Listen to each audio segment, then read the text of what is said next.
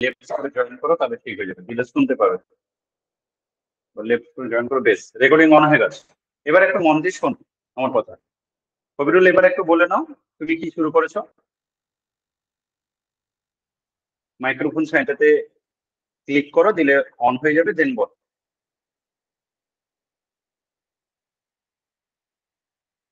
যা কিছু একটা অসুবিধা হচ্ছে।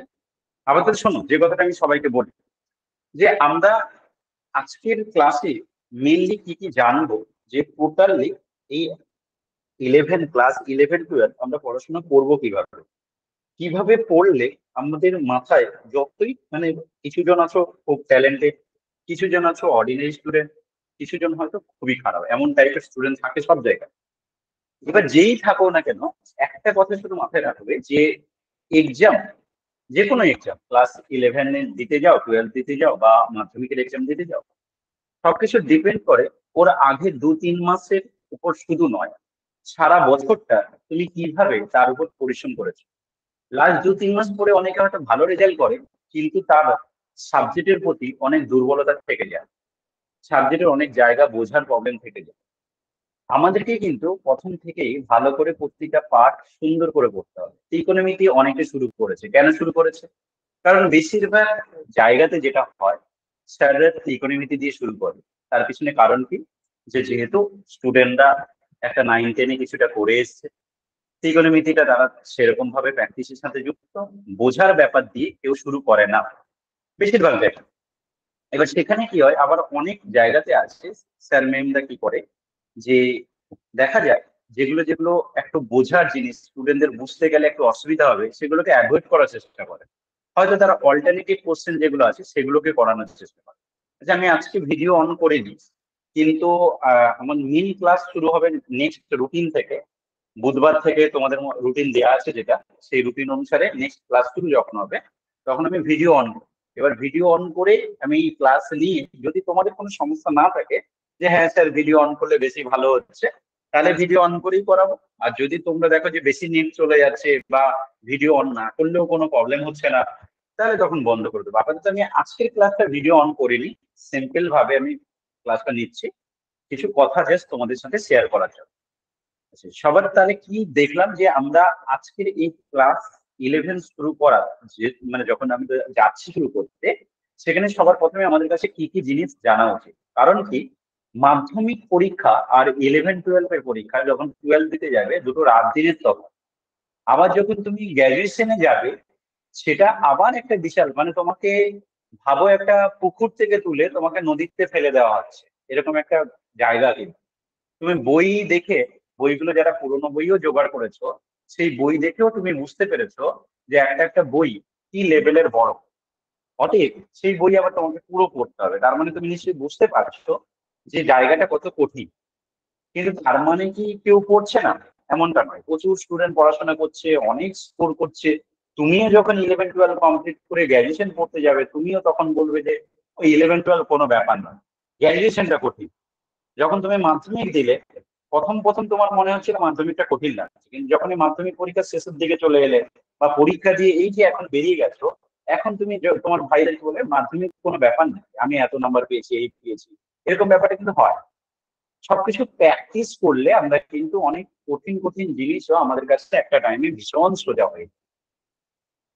আমি এখনো পর্যন্ত যেটুকু যা কথা বললাম প্রত্যেকে বুঝেছো। এবার আমি দুটো কথা বলছি, একটা হচ্ছে তুমি খাতা আর পেন নিয়ে বসো। খাতা পেন কিন্তু হাতের কাছে থাকবে। আমি কিছু জিনিস নোট করতে বলবো, সেগুলো ভালো করে নোট করবে।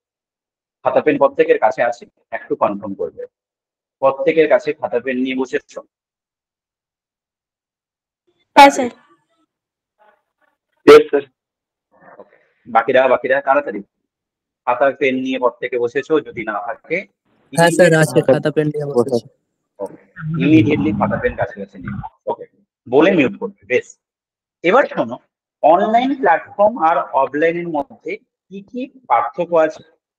অনলাইনে আমরা কি কি ফেসিলিটি পেতে পারি, অনলাইন ক্লাসে আমরা যে ফেসিলিটি পেতে পারি, অফলাইনে সেটা পাবো না। আবার অফলাইনে যেটা পেতে পারি, সেটা অনলাইনে কিছুটা কম পড়বে। সেটা কেমন? অনলাইন প্ল্যাটফর্মে পড়তে গিয়ে আমরা প্রথম যে ফেসিলিটিটা পাবো, সেটা হচ্ছে আজকে আমরা একটা ক্লাস করলাম, ক্লাস করার পরে ওই ক্লাসের রেকর্ডিং পাবো। ধরো আমি কোনো একটা জায়গায় বুঝতে গিয়ে তখন বুঝেছি, হয়তো 24 আওয়ার্স পরে ভুলে গেলাম, তাহলে আমি টুক করে গিয়ে রেকর্ডিং ক্লাসটা চালিয়ে একবার দেখে নিলে আবার মনে পড়ে যাবে। কিন্তু অফলাইনে এই প্রবলেমটা একটা থেকে যায়, একবার স্যার পড়িয়ে যখন বেরিয়ে যায়, তারপর যখন আমাকে ওই জায়গাটা কি ছিল, আমি স্যার তখন বলেছিল মনে ছিল, কিন্তু আমি তো দুদিন পরে পড়তে বসেছি, অন্য সাবজেক্টের চাপ ছিল, ফিজিক্স পড়ছিলাম, কেমিস্ট্রি পড়ছিলাম, দুদিন পরে আমি পড়া শুরু করেছি, ম্যাথটা দুদিন পরে, আবার যেদিন স্যারের পড়া আছে তার আগে দেখেছি, এই জায়গাটা কি বলেছিল ভুলে গেছে।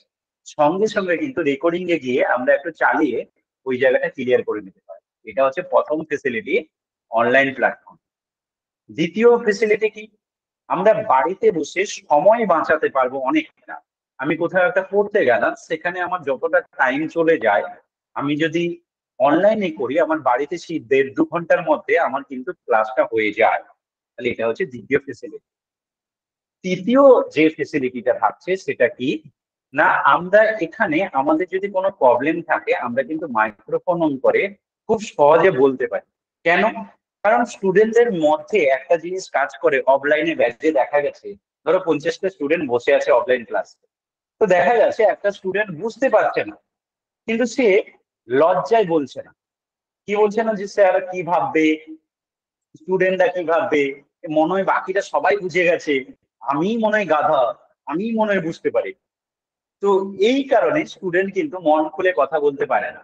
কোনো কারণে টিচার যদি খেয়াল করলো ভালো কথা, টিচার যদি অতিরিক্ত প্রফেশনাল হয়, তাহলে সামনের কিছু ভালো স্টুডেন্টের দিকে তাকিয়ে বেরিয়ে যায়, তখন কিন্তু বাকি স্টুডেন্টদের অবস্থা খারাপ হয়ে যায়।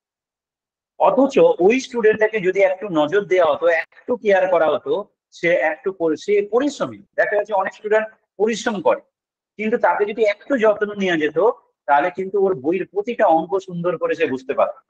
কিন্তু তাকে একটু কেয়ার না নেওয়ার জন্য সে বোঝেনি, ভয়ে বলতে পারেনি, লজ্জায় বলতে পারেনি, এইসবের কারণে তার অনেক ছোট ছোট খামতি থেকে গেছে, যেগুলো তার পূরণ হয়নি।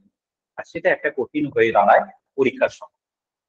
তো এই যে ফেসিলিটি গুলো এখানে কেন বলতে পারবো অনলাইনে, কারণ অনলাইনে আমাকে সবসময় ভিডিও অন করতে হবে না।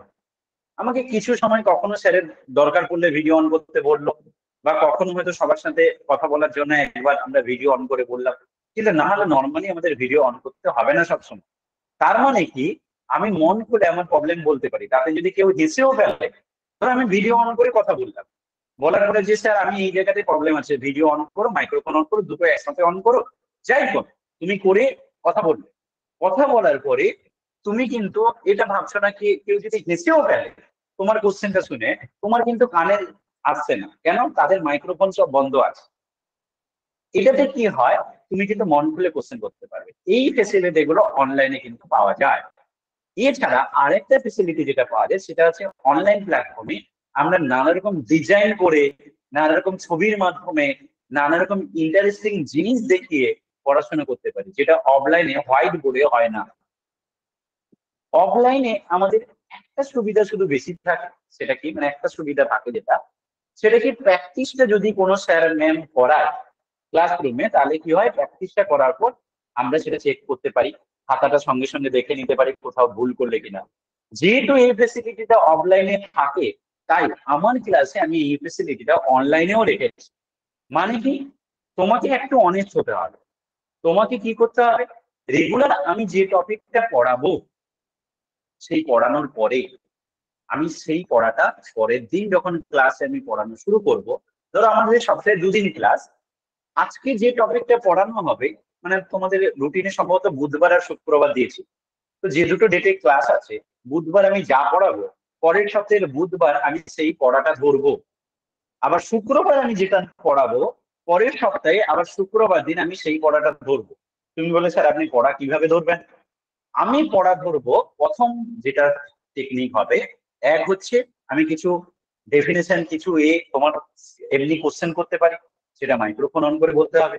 দ্বিতীয়ত, আমি তোমাকে অঙ্ক করতে দিতে পারি, তোমাকে ক্লাসে আমি বললাম যাও এই দুটো অঙ্ক করে দাও, তুমি করলে, করে গ্রুপে ছবি তুলে জমা দেবে, আমি খাতাটা চেক করে নেব, হয়ে গেলে তারপর পড়ানো শুরু করবো। মানে অফলাইন প্ল্যাটফর্মে যতটুকু সুবিধাটা এক্সট্রা ছিল, সেটা আমরা অনলাইনে যদি দিয়ে দিই, তাহলে কিন্তু অনলাইন প্ল্যাটফর্ম 100 গুণ বেশি হয়ে যাবে অফলাইন প্ল্যাটফর্মে, কারণ বাকি ফেসিলিটি গুলো অফলাইন দিতে পারবে না। আর অনলাইনে আমরা এইটুকু যদি ইনক্লুড করে নেই যে আমরা প্র্যাকটিসটা ঢুকিয়ে নিতে পারি এর মধ্যে, তাহলে কিন্তু আর অসুবিধা হবে। সেমিস্টার সিস্টেম 4-5 মাস 6 মাস পাবো। আমাদের অ্যাপ্রক্সিমেটলি নভেম্বর নাগাদ হয়তো পরীক্ষা হবে। নভেম্বর থেকে ডিসেম্বর মাথায় রেখে আমি যদি পরীক্ষার কথা ভেবে পড়াশোনা করি, নভেম্বরই ধরে রাখতে হবে, তাহলে কিন্তু আমার হাতে আজকে May, June, July, August, September, October, approximately 6 মাস। অক্টোবরের পরে পরেই আমাদেরকে পরীক্ষা হবে, নভেম্বরের কথা ভুলে যেতে হবে। তো অ্যাপ্রক্সিমেটলি আমরা কিন্তু 5 থেকে 6 মাস পাবো। 6 মাস ইনাফ, অনেক ভালো।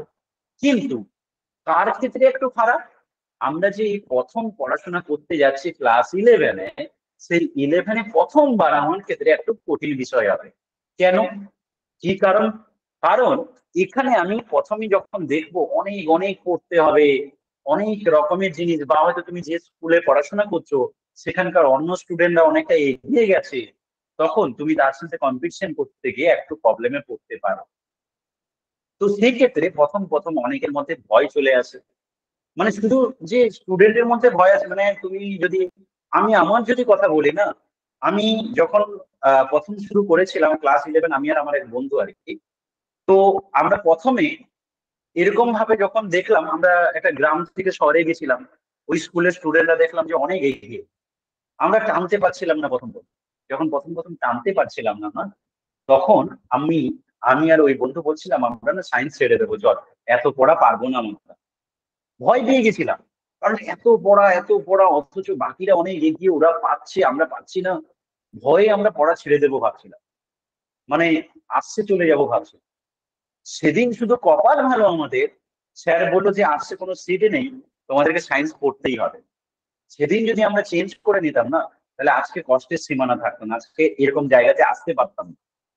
তো যে কারণে আমরা মনে করি যে এই প্রথম জায়গাটা আমি যে আঘাতটা পেয়েছি, সেই আঘাতটা যাতে তোমরা না পাও, আমি যে আঘাতটা পেয়েছি সেই আঘাতটা তোমরা যাতে না পাও, তোমাদের যেন 2 মাস 3 মাস পরে মনে না হয়, রেজিস্ট্রেশন আগে পর্যন্ত আর কি, রেজিস্ট্রেশনের আগে অনেক স্টুডেন্টের মনে হয় যে আমার দ্বারা সায়েন্স হবে না, সে সঙ্গে সঙ্গে কি করে ভয়ে ছেড়ে দিয়ে চলে যায়।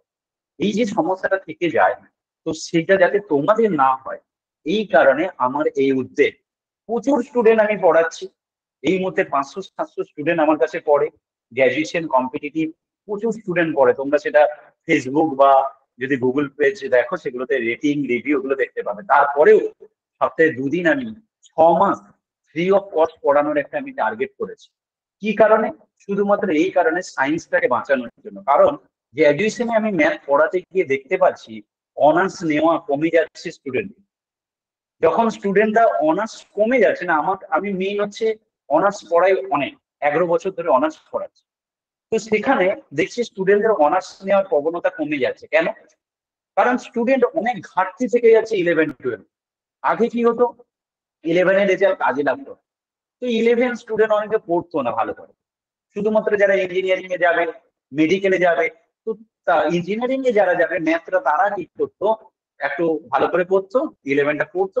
কিন্তু যারা নর্মাল লাইনে পড়াশোনা করবে বা এ করবে, 11টা পড়তোই না। কারণ 11-এর রেজাল্ট কাজে লাগবে না, এরকম একটা মেন্টালিটি।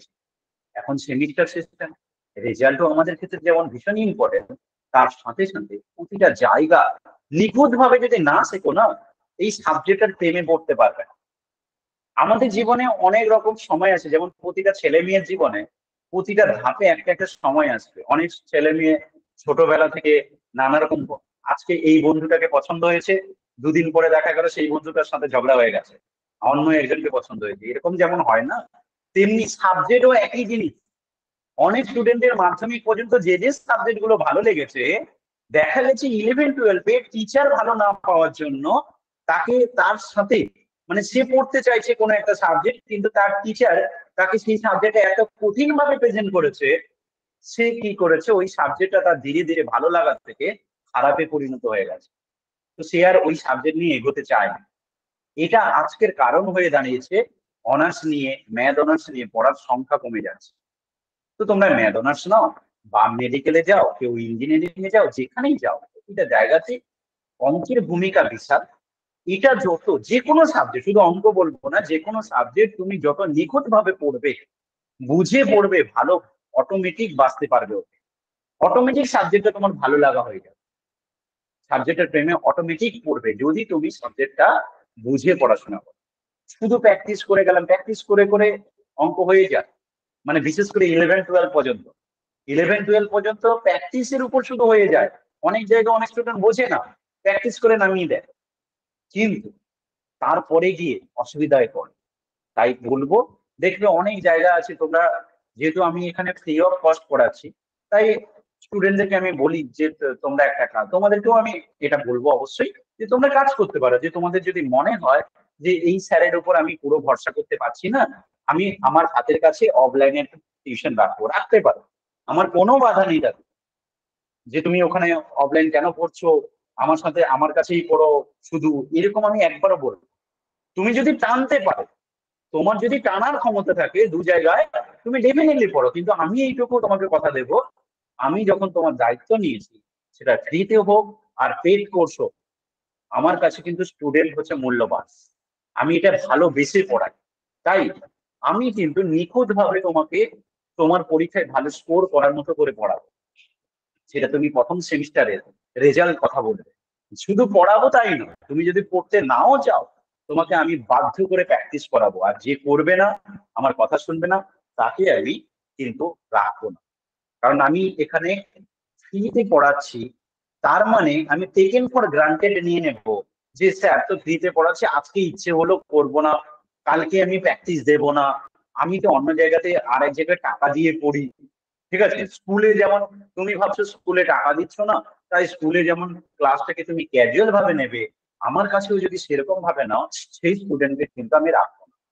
কারণ আমি এখানে কেন ফ্রিতে পড়াচ্ছি, তোমার মনে তো একটা কোশ্চেন হতে পারে যে স্যার কেন ফ্রিতে পড়াচ্ছে, স্যার কি দরকার, স্যার তো এত স্টুডেন্ট পড়ায়, এত এত টাকা ইনকাম, তাহলে কেন আমাদেরকে ফ্রিতে পড়াবে? প্রতিটা মানুষের তো একটা মানে চাহিদা থাকে না, ওনার ফ্রিতে পড়ার পিছনে তো কিছু না কিছু কারণ আছে, এমনিতে কেউ পড়াচ্ছে না। আমার ফ্রিতে পড়ানোর পিছনে একটাই কারণ, যে আমি চাই যে কটা স্টুডেন্টকে পড়াবো তারা এমন রেজাল্ট করুক, এত ভালো রেজাল্ট করুক, আমি তার জন্য আমি প্রচুর খাটবো, আমিও খাটবো তুমিও খাটবো, যাতে কিনা কালকে তোমার সোর্সে 10টা স্টুডেন্ট আমাকে ভালোবেসে পড়তে আসে, কারণ আমি স্টুডেন্ট পড়াতে প্রচুর ভালোবাসি। তাই যদি তুমি আজকে ভালো রেজাল্ট করো, তোমার রেজাল্ট দেখে 10টা বন্ধু বলবে না, এই স্যারের কাছে আমি পড়বো, এখানে আমি সাবজেক্টটাও ভালো শিখছি এবং ভালো, তুমি নিজে বলবে অন্য কাউকে। তুমি যদি অন্য কাউকে রেফার না করো, সেদিন আমি বুঝবো যে না, আমি ভালো পড়াতে পারছি না। আমার কাছে আজকে এত স্টুডেন্ট কেন পড়ে, সব রেফারের মাধ্যমে। একটা স্টুডেন্ট আরেকজনকে গিয়ে বলে, জানি যে এই স্যার খুব ভালো পড়াচ্ছে, তো সঙ্গে সঙ্গে অন্য বলছে চল তাহলে আমিও পড়ি। এই যে ব্যাপারটা, তাছাড়া তোমাকে আমি চাইছি শুধু 11-12 নয়, তুমি এমন ভাবে সাবজেক্টটা পড়ো যেন তোমারও ইচ্ছা হয় ম্যাথ অনার্স পড়া, এবং আমার কাছেই তুমি গ্র্যাজুয়েশন পড়ো, বা ম্যাথ অনার্স যদি না নাও, অন্য কোনো সাবজেক্টে অনার্স নাও, তুমি আমার কাছে ম্যাথ পড়ো গ্র্যাজুয়েশন। তুমি ফিজিক্স অনার্স নিয়েছো, পাশে জেনারেলে তোমার ম্যাথ থাকবে, তুমি ইঞ্জিনিয়ারিং এ গেছো, তোমার ম্যাথ থাকবে, অতএব ম্যাথটা তুমি আমার সাথে যেন যুক্ত থাকো, এটা আমার লক্ষ্য নেই। আমি কেন ফ্রিতে পড়াচ্ছি সেটাও বলে দিলাম, যদি কারোর মনে কোনো রকম ভাবে সংশয় থাকে যে ইনি কেন ফ্রিতে পড়াচ্ছে, ওনার কি দরকার পড়েছে। আমি কি এইটুকু যা যা বললাম বুঝেছো পর থেকে? এইটুকু যা যা বললাম বুঝেছো পর থেকে? কনফার্ম করে হ্যাঁ স্যার। পর থেকে একটু রিপ্লাই করে দাও তাড়াতাড়ি। হ্যাঁ স্যার, বুঝতে হ্যাঁ স্যার। পেরেছি। হ্যাঁ স্যার। ওকে, এবার আমরা সিলেবাস নিয়ে একটু আলোচনা করে নেব। এবার আমরা সিলেবাস নিয়ে সায়ন্তন কথা বলে তারপর মিউট করে দেবো। হ্যাঁ এবার আমি স্যার, একটু সিলেবাসটা বুঝতে নিয়ে পেরেছি। আলোচনা করি। আচ্ছা, স্ক্রিনটা দেখতে পাচ্ছ প্রত্যেকে? প্রত্যেকে স্ক্রিনটা দেখতে পাচ্ছ তো? হ্যাঁ স্যার।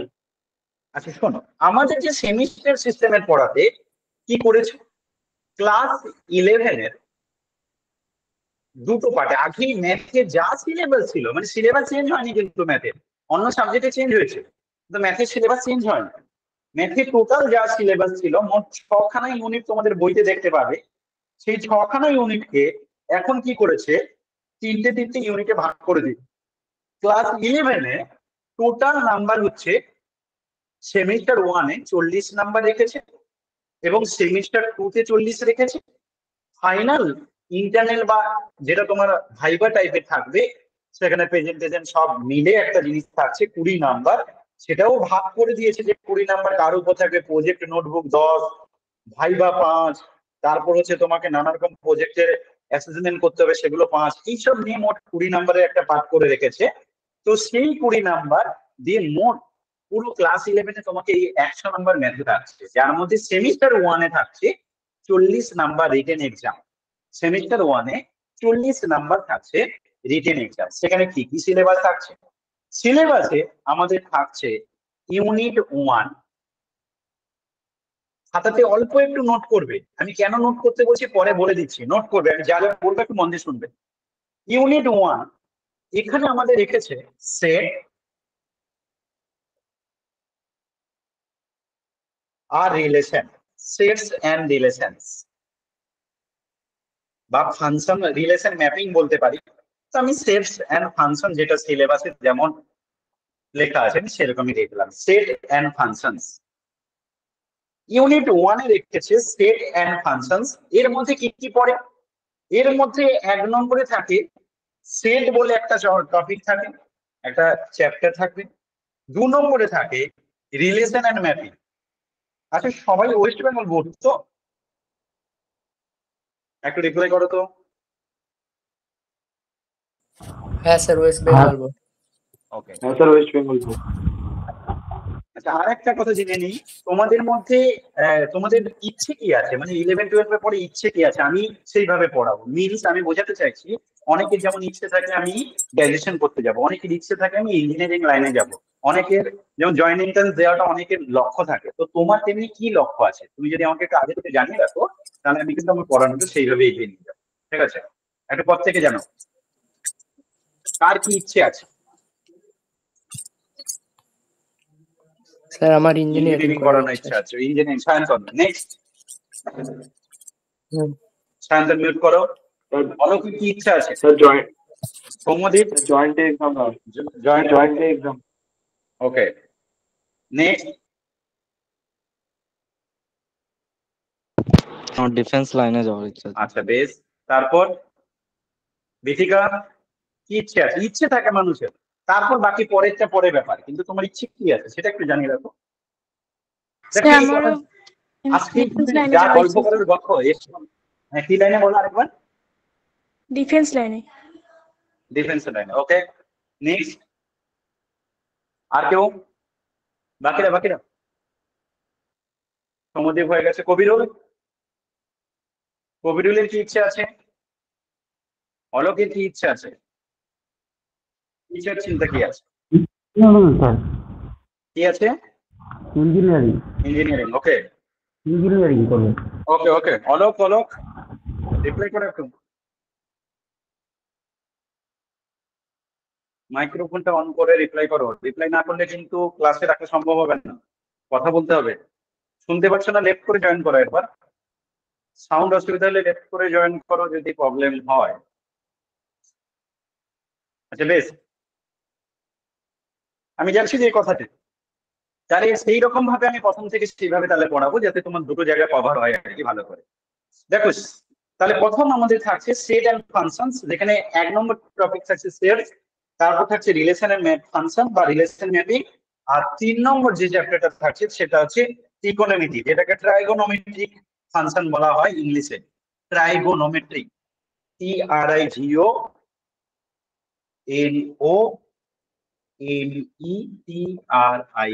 Trigonometric function. এই তিনটে থাকে আমাদের ইউনিট 1-এ সেট এন্ড ফাংশনের মধ্যে। এবার বেশিরভাগ ক্ষেত্রে কি দেখা গেছে? বেশিরভাগ ক্ষেত্রে দেখা গেছে অনেক জায়গাতে করে এবং অনেক স্টুডেন্টরা করে, তারা সেট আর ফাংশনটা পড়ে না। কারণ এর আগে যখন 11-এর সিলেবাসে অল্টারনেট অপশন ত্রিকোণমিতি, এই ত্রিগোনোমেট্রিক যে পার্টটা এটা অল্টারনেটিভে থেকে যায়, তো দেখা গেছে সেট রিলেশন ম্যাপিং না করেও অল্টারনেট কোশ্চেন পেয়ে যায় ত্রিগোনোমেট্রিক থেকে। এই ব্যাপারটা থাকার কারণে অনেক স্টুডেন্টকে দেখা গেছে সেট রিলেশন ম্যাপিং পড়ে না, বা অনেক টিচার ভালো করে বোঝাতে পারে না, সেক্ষেত্রে স্টুডেন্টদের ক্ষেত্রে সেটা কঠিন হয়ে যায়, তাই তারা এইগুলোকে অ্যাভয়েড করে। এতে সমস্যা কি? 1 নম্বর সমস্যা, জয়েন্টে পাওয়া অনেক কঠিন হয়ে যায়। কেন? সেট রিলেশন ম্যাপিং জয়েন্টের জন্য শুধু নয়, অল এখানে তো তোমার লাগবে যে পরীক্ষায় মানে এন্ট্রান্সের যে কোনো পরীক্ষায় কাজে লাগবে, তার সাথে সাথে গ্র্যাজুয়েশনেও এগুলো থাকবে। তুমি যেখানে পড়তে যাবে সেট রিলেশন ম্যাপিং ভীষণ ইম্পর্টেন্ট জায়গা। এটা না করে অঙ্ক করা যায় না, অঙ্কের টপিকে যাওয়া যায় না।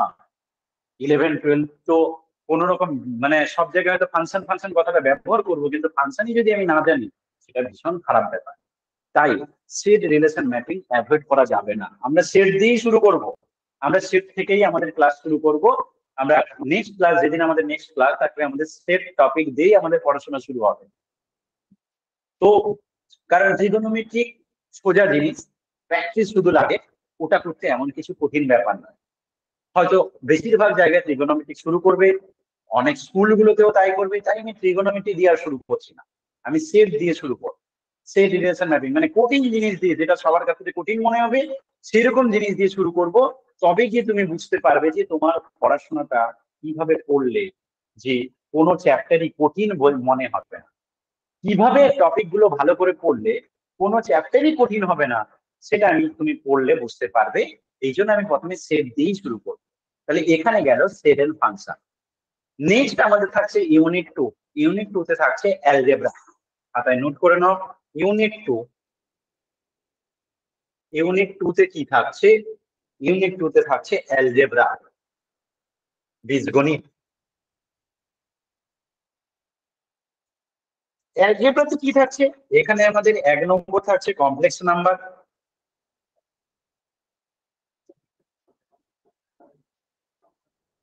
1 নম্বর থাকছে কমপ্লেক্স নাম্বার, 2 নম্বর থাকছে linear inequation, LINEAR, linear inequation.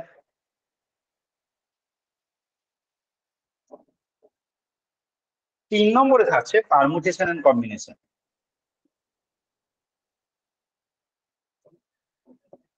Permutation and combination. এখানে কি বলি, এই জায়গাতে এই যে 3টে টপিক আছে, এর মধ্যে দেখা গেছে বেশিরভাগ স্টুডেন্টকে পারমুটেশন কম্বিনেশন টপিকটাকে অ্যাভয়েড করার চেষ্টা করে। যেহেতু 15 নাম্বার টোটাল এই অ্যালজেব্রা পার্টে, কমপ্লেক্স নাম্বারে দেখা গেছে 6 মার্কস আছে, লিনিয়ার ইকুয়েশনে দেখা গেছে 4 নাম্বার আছে। আচ্ছা, নাম্বার গুলো বলে দিই সঙ্গে সঙ্গে, তাহলে তোমাদের সুবিধা হবে। আমাদের প্রথম পার্টে সেটে থাকছে, আমি একটা আলাদা কালার ব্যবহার করছি, সেটে থাকছে 4 নাম্বার, রিলেশন ফাংশন থাকছে 4 নাম্বার, ট্রিগোনোমেট্রি হচ্ছে 7 নাম্বার, দিয়ে টোটাল 15।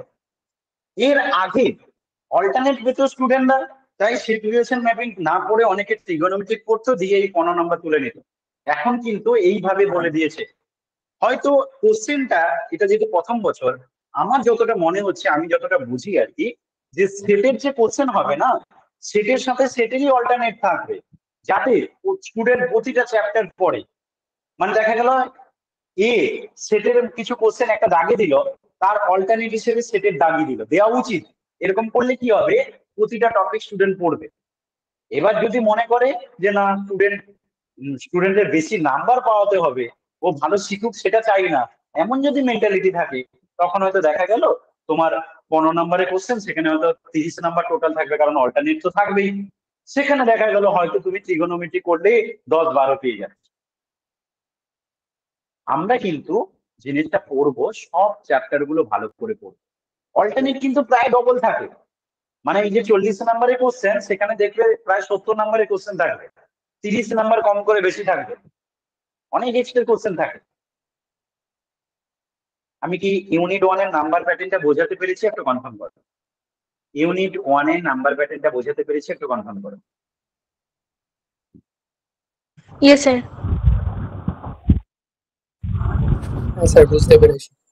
প্রত্যেকে খাতায় নোট করবে এবং একটু কনফার্ম করে দাও। হ্যাঁ স্যার, বুঝতে পেরেছি স্যার। ওকে, ইউনিট 2 তে কেমন আছে?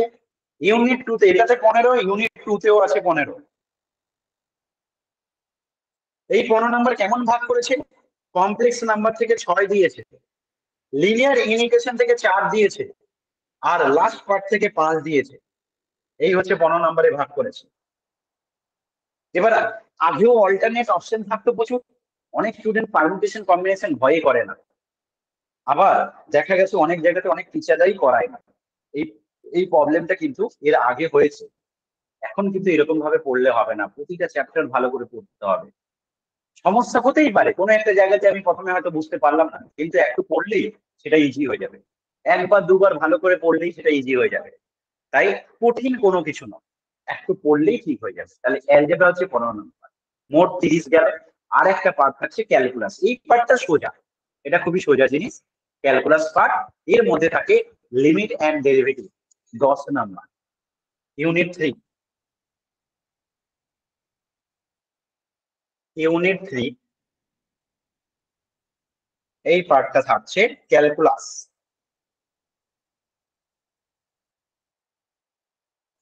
এই ক্যালকুলাসের মধ্যে একটা চ্যাপ্টার দেখা হয়েছে লিমিট অ্যান্ড ডেরিভেটিভ।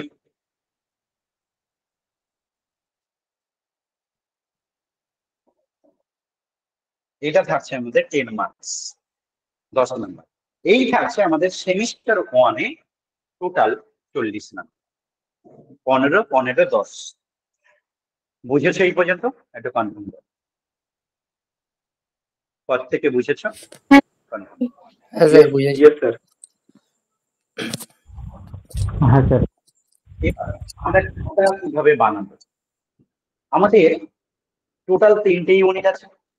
আমরা 3টে ইউনিটের জন্য 3টে ফেয়ার খাতা, 3টে রাফ খাতা বানাবো। আমার কি কি লাগবে আমি বলে যাচ্ছি, যদি আমার কথা শুনো, আমি তোমাকে কথা দিচ্ছি 40 নম্বরের মধ্যে 35 প্লাস পাওয়ানোর দায়িত্ব আমার। আমি কথা দিচ্ছি 40-এর মধ্যে 35 প্লাস পাওয়ানোর দায়িত্ব আমার। এরপর 40-এ 40 পাবে কিনা সেটা দায়িত্ব তোমার। এবার যেটা থাকছে সেটা হচ্ছে আমার কথা, সেগুলো ভালো করে শুনতে হবে। তুমি যদি কোনো একটা জিনিস না শোনো, আমি প্র্যাকটিস করতে বললাম তুমি করলে না, আমি পড়া ধরলাম তুমি বললে স্যার আজকে আমার পড়া হয়নি, তাহলে কিন্তু সমস্যা হবে। তেমনি প্রথম ক্লাসে যা বলার আমি বলে নিচ্ছি, নেক্সট ক্লাস থেকে শুধু কিন্তু পড়ানো হবে, সেখানে কিন্তু কোনো গল্প হবে না। তো আমার লাগবে 3টে ইউনিটের জন্য 3টে খাতা। ইউনিট 1-এর জন্য একটা খাতা থাকবে, খাতার উপরে হেডিং থাকবে নিজের নাম আর হচ্ছে ক্লাস 11 এবং টপিকের নাম। যেমন ইউনিট 1-এ কি আছে, set and function. Set and function, set মানে সেট তত্ত্ব বইতে, সেট তত্ত্ব সম্বন্ধ ও চিত্রণ, বাংলাতে বললে সেট এন্ড ফাংশন। তাহলে এটা থাকবে আমাদের ইউনিট 1। ইউনিট 2-তে আমরা আরেকটা খাতাতে ইউনিট 2 হেডিং দেবো, সেখানে অ্যালজেব্রা দেবো, বীজগণিত, আর 3 নম্বর হচ্ছে ক্যালকুলাস, অবকল পার্ট, ফলনবিদ আর টার্গেট। তো ক্যালকুলাস পার্টের মধ্যে লিমিট আর ডেরিভেটিভ আছে। তাহলে 3টে খাতা বানাবো। 3টে ফেয়ার খাতা, ফেয়ার খাতা মিন্স ভালো খাতা, একটু দামি খাতা, একটু বাঁধাই করা ভালো খাতা। আর 3টে রাফ খাতা থাকবে। আমরা এমনটা করবো না যে স্যার আজকে ক্লাস নিয়েছে একটা খাতাতেই, আমি আজকেও ক্লাস করলাম, পরের দিনও ক্লাস করলাম, তারপর দিনও ক্লাস করলাম, প্রতিদিন একই খাতায় করে গেলাম। তাহলে কি হবে, সমস্যাটা কি হবে বলো স্যার? করলে কি অসুবিধা, এতে কি সমস্যা আছে? সমস্যা আছে, সেটা আমি বলি শোনো। আলটিমেট কিন্তু তোমার সেম খাতা লাগবে, মানে এমনটা নয় যে স্যার তোমার প্রচুর খরচ করে দিচ্ছে, এমনটা নয়। আলটিমেট তোমার সেম খাতা লাগবে, কিন্তু তোমার খাতাটা অগোছালো হয়ে যাবে। কিন্তু আমার কথা যদি শোনো, তাহলে খাতা গোছানো থাকবে। কেমন? ধরো একটা স্টুডেন্ট এরকম ভাবে বললে, আমি একটা ছবি এঁকেও দেখিয়ে দিচ্ছি। 3টে ইউনিটের জন্য ইউনিট 1, ইউনিট 2, ইউনিট 3, 3টে ইউনিট আছে। ও একটা রাফ খাতা বানানো, একটা ফেয়ার খাতা বানালো। তাহলে ওর মোট এই ক্ষেত্রে 6টা খাতা লাগলো ম্যাথের জন্য। এক দিক মানে তোমার এক দিকটা করে হলেই হয়ে যাবে, ঠিক আছে, এক দিকটা খাতা থাকলেই হবে। তো ও কি করলো, এরকম ভাবে মোট 6টা খাতা বানালো। ধরো সাপোজ আমার ওয়েডনেসডে ক্লাস ইউনিট 1 আর ইউনিট 2 ধরো আমার শুরু হলো। তো ওয়েডনেসডে আর ফ্রাইডে ধরো আমাদের ক্লাস হচ্ছে। বুধবার সাপোজ কথার কথা আমরা ইউনিট 1 পড়লাম। তাহলে ইউনিট 1 যখন ক্লাসরুমে যা যা হবে সেটা আমার রাফ খাতাতে হবে। এটা আমার রাফ খাতায় থাকলো। এখান থেকে যা যা স্যার ইম্পর্টেন্ট বলবে, যেগুলো যেগুলো গুরুত্বপূর্ণ বলবে, তাছাড়া বইয়ের সমস্ত অঙ্ক, এ টু জেড সমস্ত অঙ্ক, সেটা আমার থাকবে ফেয়ার খাতায়। এতে আমার কি লাভ হবে? দুটো লাভ হবে। 1 নম্বর, আজ থেকে 25 বছর পরে যদি আমি কাউকে পড়াতেও যাই, আমার খাতা এমন ভাবে ফেয়ার থাকবে, আমি আরামসে পড়াতে পারবো। শুধু পড়ানো কেন, আমার খাতা দেখে যে কারোর লাভ হবে, আমার নিজেরও লাভ হবে, এমন ভাবে খাতাটা বানানো, এটা ফেয়ার খাতা। তাছাড়া আমি যখন পরীক্ষা হলে যাব, পরীক্ষার আগে লাস্ট মিনিটে দেখা গেল একদিন মাঝখানে গ্যাপ, তারপরে পরের দিন পরীক্ষা বা গ্যাপ দিন, তখন কিন্তু সব অঙ্ক হাতে করা সম্ভব না। আমি যদি সুন্দর করে ফেয়ার খাতা করে রাখি, তাহলে কিন্তু আমার ওখানে সব গুছানো থাকবে, আমি চোখ একবার করে চোখ বুলিয়ে যাব, তাতে আমার হয়ে যাবে। এটা হচ্ছে ফেয়ার খাতা রাখার মেন গুরুত্ব। যত ভালো স্টুডেন্ট ভালো রেজাল্ট করে তারা কিন্তু ফেয়ার খাতা বানায়, আমি যতটা মনে করি। কারণ আমিও মাধ্যমিকে স্টার পেয়েছি, উচ্চ মাধ্যমিকে স্টার পেয়েছি, এমএসসি তে first class, BSc first class. অতএব আমিও জানি যে ভালো রেজাল্ট করতে গেলে কি কি জিনিসগুলো লাগবে। কি বললাম বুঝেছো? যদি এমন কেউ না করে থাকো, অগুছালো থাকো, তাহলে কিন্তু দিন দিন রেজাল্ট খারাপ হতে থাকবে। মাধ্যমিক পর্যন্ত ঠিক আছে, মাধ্যমিক পর্যন্ত অনেকে করেও না, কিন্তু আমি মনে করি যে এখানে যারা যারা ভালো রেজাল্ট করেছে নিশ্চয়ই করেছো। কি ফেয়ার খাতা করেছো তো প্রত্যেকে? ফেয়ার খাতা করেছিলে? সৌমদীপ ফেয়ার খাতা করেছো মাধ্যমিকে? ভালো খাতা করেছিলে নাকি করেন? হ্যাঁ স্যার, হ্যাঁ স্যার করেছিলাম। করেছিলাম। সায়ন্তন, সায়ন্তন সায়ন্তন অঙ্কে হ্যাঁ 98 স্যার, পেয়েছে আমিও মনে হয়, তাই করেছিলাম। তো? আচ্ছা, 97, 97। 97। আচ্ছা, সৌমদীপ মনে হয় 95 পেয়েছে, 95 পেয়েছে। হুম। হ্যাঁ স্যার, হ্যাঁ স্যার। অরিজিনালি ব্যাপারটা এখানেই থাকে, এখানেই পার্থক্য হয়ে যায়। যে আমরা ভাবে কি জানো তো, মিউট করে সায়ন্তন, অনেক স্টুডেন্ট ভাবে কি, মনে হয় না আমার মাথা খারাপ, মানে আমার হয়তো ট্যালেন্ট কম। এটা নর্মাল স্টুডেন্ট ভাবে। ধরো কেউ 60 পেয়েছে, কি 70 পেয়েছে, সেভাবে না না না, ও যে 90 পেয়েছে ও অনেক ট্যালেন্টেড, আমি মনে হয় ট্যালেন্ট খারাপ। দেখো ভগবান সবাইকে না মানে এমন কিছু পার্থক্য করে পাঠায় না। এবার বাকিটা কি হয় জানো তো, কে কতটা সেটাকে ভালো করে মাজাই করছে, সে কতটা ভালো করে জিনিসটাকে গুছানো। ও কি করলো, তুমি পড়ছো সেম ও পড়ছে, তুমি 6 ঘন্টা পড়ছো, ও 6 ঘন্টা পড়ছে, কিন্তু ওর 6 ঘন্টা পড়াটা তোমার তোমার 12 ঘন্টার সমান হয়ে যাচ্ছে। কি করে? কারণ একটা স্যার ইম্পর্টেন্ট অঙ্ক বলেছে, তুমি রাত খাতায় করেছিলে, পরীক্ষার সময় তুমি ওই অঙ্কটা খোঁজার জন্য 2-3 ঘন্টা কাটিয়ে দিলে, বাড়িতে চারদিকে অগোছালো হয়ে গেছে, বইতে ছড়াছড়ি, মা বাবা ঘরের ভিতরে ঢুকে বলে আরে আমার মেয়ে বিশাল পড়ছে, আমার ছেলে বিশাল পড়ছে, এখন ডিস্টার্ব করা যাবে না। তুমি ভালো করে জানো তুমি কি করছো, তুমি অঙ্ক খুঁজছো, স্যার একটা ইম্পর্টেন্ট অঙ্ক বলেছিল, কোন বইতে আছে খুঁজছি, কোথায় করেছিলাম, কোন খাতাটা খুঁজে পাচ্ছি না। কিন্তু যে স্টুডেন্টটা ভালো রেজাল্ট করে না, তারা কি করে, এই টাইমগুলো সেভ করে বছরের প্রথম থেকে ফেয়ার খাতায় এত সুন্দর করে গুছিয়ে রাখে, পরীক্ষার আগে তাদের চিন্তাই হয় না, শুধু চোখ বুলিয়ে চলে যায়। এটাই পার্থক্য করে দেয়, আর কোনো পার্থক্য নয়। এইরকম ভাবে সুন্দর গুছানো থাকলে তুমিও দেখবে অনেক ভালো রেজাল্ট করবে, তুমি যেমন ক্যাটাগরির স্টুডেন্ট হও। একটা স্টুডেন্ট যখন আমি বোঝাচ্ছি, ও যদি বুঝে যায়, তাহলে দুজনের মধ্যে কোনো পার্থক্য থাকে না। এখানে যতজন আছে, যদি দেখি যে আমি বুঝিয়ে দেওয়ার পর প্রত্যেকে বুঝে গেছে, আর কোনো ব্রেনের পার্থক্য নেই। এবার বাকিটা তোমাকে প্র্যাকটিস করতে হবে, তোমাকে গুছিয়ে সুন্দর করে রাখতে হবে, যাতে তুমি মার্কস ভালো পেতে। এবার আসছি ইউনিট 2-তে। ইউনিট 1-এ রাফ খাতার কাজ কি, এখানে যা যা করানো, দেখা গেল রাফ খাতা তাড়াতাড়ি শেষ হবে, এখানে কাজ করলাম, বাড়িতে রাফ করলাম, কোনো একটা অঙ্ক ক্লিয়ার করার আগে রাফে কাটাকাটি হলো, সেগুলো করলাম। তো এই রাফ খাতাটা শেষ হবে, তখন আর একটা যখন রাফ খাতা আসবে, সেটা ইউনিট 1-ই থাকবে। কিন্তু যদি আমি 3টে ইউনিটে একটা রাফ খাতাই করি, তাহলে কি হবে, খুব তাড়াতাড়ি প্রথম রাফ খাতাটা শেষ হয়ে যাবে। তাতে কি প্রবলেম? তাতে প্রবলেম এটা আসবে, সেকেন্ড যে রাফ খাতাটা আসবে সেটাও আমাকে কন্টিনিউ করতে হবে। দেখা গেল ইউনিট 1-এর কোনো একটা পড়া খুব তাড়াতাড়ি আমাকে দেখা যাচ্ছে খাতা শেষ হয়ে গেছে, নতুন খাতায় গিয়ে আমাকে দেখতে গিয়ে আমার প্রথম খাতা আবার খুঁজতে হচ্ছে কোথায় আছে, কারণ গুছানো নেই। অনেক স্টুডেন্ট হয়তো এটা করনি, হয়তো তোমরা ফেয়ার খাতা বানিয়েছো, কিন্তু রাফ খাতা হয়তো ইন্ডিভিজুয়াল বানাও। কিন্তু এখানে রাফ খাতাটা বানানো খুব দরকার। 3টে ইউনিটের জন্য 3টে যদি রাফ খাতা রাখো, তাহলে যেমন টাইপের অঙ্ক, যেমন ক্লাসের জিনিস, সেগুলো ওখানে থাকবে। কথার কথা, বুধবার দিন আমি যা পড়ালাম, তোমাকে নেক্সট বুধবার পড়াবো, তুমি শুধু এই খাতাতেই খুঁজবে, এই খাতাতেই সবকিছু দেখবে। শুক্রবার যেটা পড়াবো তার সমস্ত কিছু তুমি শুক্রবারের খাতাতে দেখবে। দরকার পড়লে খাতার উপরে তোমার ইউনিট 1 লেখার সাথে সাথে পাশে লিখে দেবে কোন দিন স্যার পড়াচ্ছে। যদি আমি বুধবার ইউনিট 1 পড়াই, তাহলে উপরে লিখে রাখবে এটা বুধবারের খাতা। যদি আমি শুক্রবারে ইউনিট 2 পড়াই, তাহলে তুমি ওখানে লিখে রাখবে এটা শুক্রবারের খাতা। তবে তোমার অনেক উপকার হবে। আমি কি এইটুকু যা বললাম বুঝেছো প্রত্যেকে? এগুলো কিন্তু আমি প্রতিদিন বলবো না, নেক্সট ক্লাস থেকে পড়া হবে। আমার প্রথম যেহেতু তোমাদের সাথে আজকে কথা হচ্ছে, তাই একবার জাস্ট বলে দিচ্ছি। বুঝেছো প্রত্যেকে বুঝেছো? একটু কনফার্ম করো। হ্যাঁ স্যার, হ্যাঁ স্যার। হ্যাঁ স্যার বুঝেছি। তাহলে এইভাবে আমরা ইউনিট 1 আর ইউনিট 2 তে ড্রাফট খাতা, কেয়ার খাতা এবং ইউনিট 3 তিনটে পার্ট করে রেখে দেবো। এবার রেগুলার পড়া আমাদের কেমন হবে? দেখো, তোমাদের রুটিন আমি দিয়েছি, সপ্তাহে 2 দিন ক্লাস দিয়েছি আপাতত। পরে আমাদের বেশি লাগলে আমরা বাড়িয়ে নেব। বুধবার আর শুক্রবার 6:30 থেকে ক্লাস আছে। আমরা ইউনিট 1টা বুধবার দিন পড়বো, খাতায় নোট করো।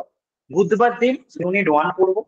আমি সেটা গ্রুপের ডেসক্রিপশন বক্সে সেখানে আমি লিখে দিচ্ছি, গ্রুপের ডেসক্রিপশন বক্সেও লিখে দিচ্ছি। তুমিও তোমার খাতায় লিখে রাখো, সেট অ্যান্ড ফাংশন ইউনিট 1 যেটা আছে, সেটস অ্যান্ড ফাংশন, সেটা আমরা কবে করব? সেটা আমরা বুধবার দিন করবো। এইটুকু বুঝলে প্রত্যেকে? আর শুক্রবার দিন আমরা কি করব? শুক্রবার দিন আমরা অ্যালজেব্রা করবো। প্রথমে আমরা এই দুটো টপিক শুরু করব, যে দুটো নর্মালি লোকে কঠিন একটু ভাবে, আমরা সেগুলো দিয়েই প্রথমে শুরু করবো, এবং এমন টপিক দিয়ে শুরু করবো যেটা প্রত্যেকে কঠিন ভাবে, আমরা সেটা দিয়েই প্রথমে। ওকে? স্যার বলছিলাম রুটিনটা নিয়ে আমার একটু প্রবলেম কোন হচ্ছে। ডেটটা নিয়ে প্রবলেম হচ্ছে? স্যার ওই দুটো ডেটই আমার সন্ধ্যাবেলায় টিউশন আছে ফিজিক্সের। ফিজিক্সের টিউশন পড়ে গেছে ওই ডেটেই? হ্যাঁ স্যার। তাহলে গ্রুপে একটু স্যার। লেখনি কেন আগে থেকে? তাহলে সুবিধা হতো। হ্যালো স্যার, স্যার হ্যাঁ বলো। স্যার বলছি আমারও হ্যাঁ, বুধবার বলো। ডেটটা নিয়ে একটু অসুবিধা আছে। একটা কাজ করো তাহলে, তোমরা একটা কাজ করতে পারো, কার কার কোন কোন ডেটটা ফাঁকা আছে আমাকে একটু লিখে দাও, আজকেই লিখে দেবে, ঠিক আছে? স্যার আজকে লিখে দেবে যে তোমার কোন কোন ডেটটা ফাঁকা আছে, তাহলে সবার একটা কমন ডেট এবং আমার ডেট নিয়ে আমি চেষ্টা করছি তাহলে রুটিনটা বানানো। আমি তোমাদেরকে জিজ্ঞাসা করছিলাম এই কারণে। তো যেহেতু তোমরা কিছু বলোনি, তাই সন্ধ্যাবেলায় হবে তো ক্লাস স্যার? হ্যাঁ বলো। স্যার বলছি সন্ধ্যাবেলার দিকেই ক্লাস হবে তো? হ্যাঁ, সন্ধ্যাবেলা আমার সকালবেলা হবে না, আমার সকালবেলা সব অনার্সের পড়ানো থাকে, তো আমার সকালে হবে না, আমার ওই টাইম ইভিনিং এই ফাঁকা আছে। তো এইখানে ইভিনিং এ তোমরা, ইভিনিং এ ক্লাস হবে। এবার ইভিনিং এ ফাঁকা টাইম যার যেদিন যেদিন ফাঁকা আছে, যে স্যার আমার এই ডেট ফাঁকা, যার যতগুলো অল্টারনেট। অল্প কিছু প্রবলেম হলে সেটাকে প্রবলেম ধরবো না, কারণ দেখো অনেক কিছু অ্যাডজাস্ট করে, আমার প্রচুর ব্যাচ, অনেক অ্যাডজাস্ট করে আমাকে করতে হচ্ছে সারাদিন। পড়ানো রাতের এই 8টা 8:30 থেকে আমার আবার একটা ব্যাচ আছে, ঠিক আছে? তো এই কারণে যেটা থাকে, আমি ওই 6:30 থেকে 8:30 এই জায়গাটা আমার ফাঁকা থাকে। এই জায়গাটা আমি আপাতত 4টে না 5টা ডেট ফাঁকা আছে, সব দিনও নেই। তো সেই 5টা ডেট মধ্যে আমি করে নিতে পারবো। এবার তোমরা আমাকে তোমাদের ডেট গুলো যেগুলো যেগুলো ফাঁকা আছে সেগুলো একটু লিখে দাও, আমি কমন ডেট বুঝে একটু রেডি করে দেবো। বুঝেছো কি বললাম? ঠিক আছে স্যার। হ্যাঁ স্যার বুঝেছি। বেশ, আপাতত আমি বুধবার শুক্রবার বলে আমি এখন কথাটা বলছি। এবার তোমরা আজকে রাতের মধ্যে প্রত্যেকে দিয়ে দেবে, ঠিক আছে? রাতের মধ্যে প্রত্যেকে লিখে দেবে যে আমার এই এই ডেট গুলো ফাঁকা, প্রত্যেকে লিখে দেবে। যারা যারা লাইভ ক্লাস আজকে করলে আগে, তো তোমরা যারা করছো তারা এবার সবাই লাইভ ক্লাস, যদি দেখো রেকর্ডিং থাকবে, কিন্তু আমি চাই যে লাইভ ক্লাস করো। রেকর্ডিং প্রতিটা ক্লাসে থাকবে, আমি আজকে করতে পারলাম না কোনো কারণে, এখানে একটা এটাই তুমি এক্সট্রা ফেসিলিটি পাবে যে আজকে কোনো কারণে আমার শরীর অসুস্থ, আমি ক্লাসটা করতে পারলাম না, তো তার রেকর্ডিং পাবে। তুমি রেকর্ডিং 24 আওয়ার্স এর মধ্যে দেখে পড়া রেডি করো, সেটা পাবে। কিন্তু বাবা এটা করলে চলবে না যে আমি প্রতিদিন রেকর্ডিং দেখবো, লাইভ করবো না। এমন যাদের দেখবো আমি গ্রুপ থেকে, তারপর কয়েকদিন পরেই আমি লেফট করে দেবো। 1 মাস ক্লাস করাবো, তারপর যদি দেখি যে এই স্টুডেন্ট কোনোদিন লাইভ করে না, তাকে আমি গ্রুপ থেকে লেফট করে দেবো। একদিন দুদিন প্রবলেম হতে পারে, মাসে 8টা ক্লাসের মধ্যে 6টা ক্লাস আমার হলো, 2টো ক্লাস প্রবলেম হলো, হতেই পারে, নো প্রবলেম। কিন্তু আমি লাইভ ক্লাসে না থাকলে টিচারেরও পড়াতে এনার্জি কমে যায়, তেমনি তোমার আমি কিন্তু তার ক্লাস বন্ধ করে দেবো, কারণ নো ক্যাজুয়াল হয়ে যাবে। বোঝাতে পারলাম কি বললাম? তো সেখানে লাইভ ক্লাস করতে হবে। রুটিনের সমস্যা হলে ডেফিনেটলি আমি তোমার সলভ করে দেবো। তুমি আগে তোমাদের ফাঁকা সময়টা লিখে দাও। বুঝেছো? হ্যাঁ স্যার বুঝতে পেরেছি। প্রত্যেকে ক্লিয়ার? হ্যাঁ স্যার বুঝেছি। এবার যে যে বই কিনেছো ভালো কথা, যারা বই কেননি, বই নতুন হয়তো ইউনিট 1 নতুন বইগুলো আসবে আর কি বাজারে, কারণ এখন তো সেমিস্টার সিস্টেম হয়ে গেছে। তো সেমিস্টার সিস্টেমে বইগুলো বেরোবে এরপর।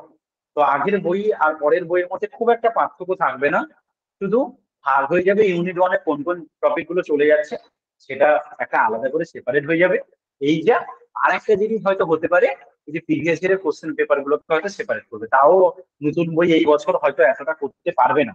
যারাই বই লিখছে, আমার যেমন আমার কম্পিটিটিভ এর উপর বই আছে, তো অত সহজে একটা বই রেডি করা তার পিছনে মানে অনেক পরিশ্রম যায়, অত টাইম মানে সম্ভব হয় না আর কি। তো এত তাড়াতাড়ি করবে বলে কেউ পারবে বলে আমার মনে হয় না।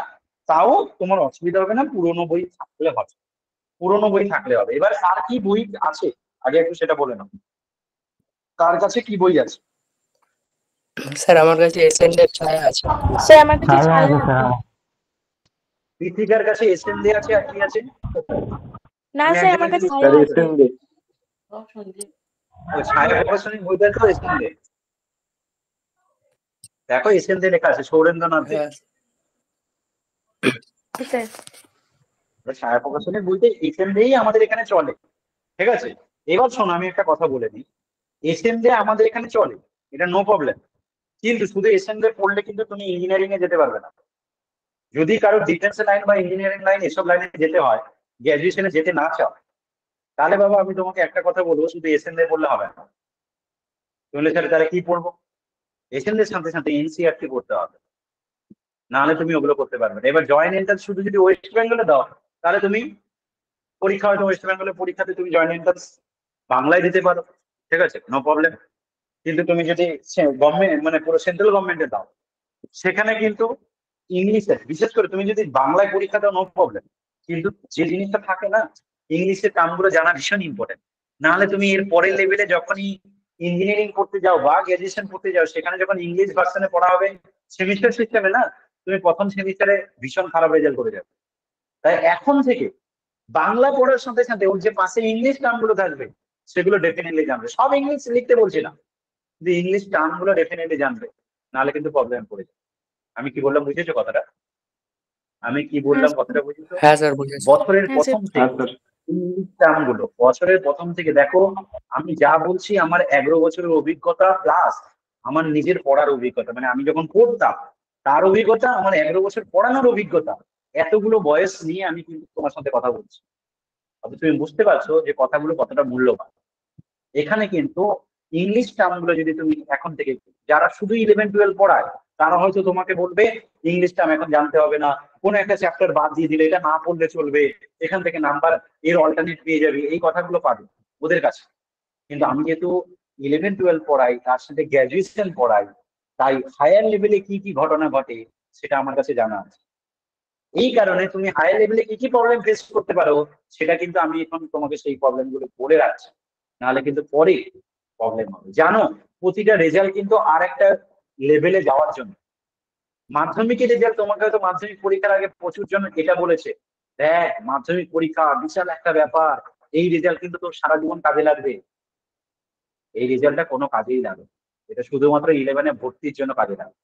আর বাকি কোনো এক্সাম দিতে যাবে, মাধ্যমিক পাস কিনা জিজ্ঞাসা করে, এই যা অনেক এক্সাম আছে মাধ্যমিক পাসের উপর, আর বাকি কোনো কাজে লাগবে না। তুমি একদিন বুঝবে যে এই রেজাল্ট কোনো কাজে লাগবে। এই যে আজকে হয়তো অনেক ভালো ভালো স্টুডেন্ট এই যে 1 র্যাঙ্ক করেছে, যে আজকে হয়তো বড় বড় ডায়লগ দিয়ে দিচ্ছে, কালকে দেখবে তাকে 11-12 খুঁজে পাবে না। কেন? দুটো কারণে, এক হচ্ছে অহংকারে নষ্ট হয়ে যায়, দুই হচ্ছে সঠিক পথে চলে না, অন্য কিছুতে ভেসে যায়। 11-12 60 থেকে 70% স্টুডেন্ট, ভালো ভালো স্টুডেন্টকে আমার চোখের সামনে ভেসে যেতে দেখেছি। যে আমাদের মাধ্যমিকে আমাদের সময় যে থার্ড হয়েছিল, থার্ড, ওই বন্ধুটা তোমার আরেকজন ছিল, ও তাও ঠিক ছিল, একজন হয়েছিল 10 নম্বর র্যাঙ্ক করেছিল আর কি। ওই ছেলেটা 11-12 নষ্ট হয়ে গেল আমার চোখের সামনে। এরকম আমি আমার চোখের সামনে অনেক বন্ধুকে দেখেছি যারা অনেক ভালো রেজাল্ট করা সত্ত্বেও 11-12 কি নষ্ট হয়ে গেছে। দুটো কারণে নষ্ট হয়, একটা কোনো রকম ভাবে ছেলে মেয়ের চক্করে পড়ে যায়, এটাতে নষ্ট হয় অনেকে, আবার অনেকে ফোনে নষ্ট হয়ে যায়। এটা কি হয় না, দেখা গেছে অনেক বাবা মা মাধ্যমিক পর্যন্ত ছেলে মেয়েকে ফোন ব্যবহার করতে দেয়, এবার হঠাৎ করে সে যখন ফোন পায় তখন সে দেখা গেছে ফোনটাতে অতিরিক্ত এন্টারটেনমেন্ট নিতে গিয়ে জীবন নষ্ট করে ফেলে। আবার অনেকে হয়তো ফোনটা ব্যবহার করে করে হ্যাবিট আছে, অত ফোন ব্যবহার করতে ভালো লাগে না, হয়তো প্রতিদিন 1-8 ঘন্টা 40 মিনিট ঘাটে, তার বেশি করেন, এরকম হ্যাবিট আছে, তার ক্ষেত্রে প্রবলেম হবে। ফোন আর কোন রকম ছেলে মেয়ের চক্করে পড়লে 11-12 কিন্তু বরবাদ হবে। কথাটা খারাপ লাগলেও এটা বাস্তব। কারণ এগুলোতে অনেক ফালতু টাইম নষ্ট হয়, আলটিমেট এটাও থাকে না। মানে 99% ক্ষেত্রে 11-12 যদি কেউ কোনো কারণে প্রেমের চক্করে পড়ে, সেটা গ্র্যাজুয়েশনের পর দেখা যায় যে ওইগুলো কোনো কিছু থাকে না। পরে সে কষ্ট পায় যে আমি কেন এটা এই ভুল করলাম, কেন আমার মূল্যবান সময়টা নষ্ট করলাম। আর যত দিন যাবে তত তুমি ভালো ভালো অপরচুনিটি পাবে।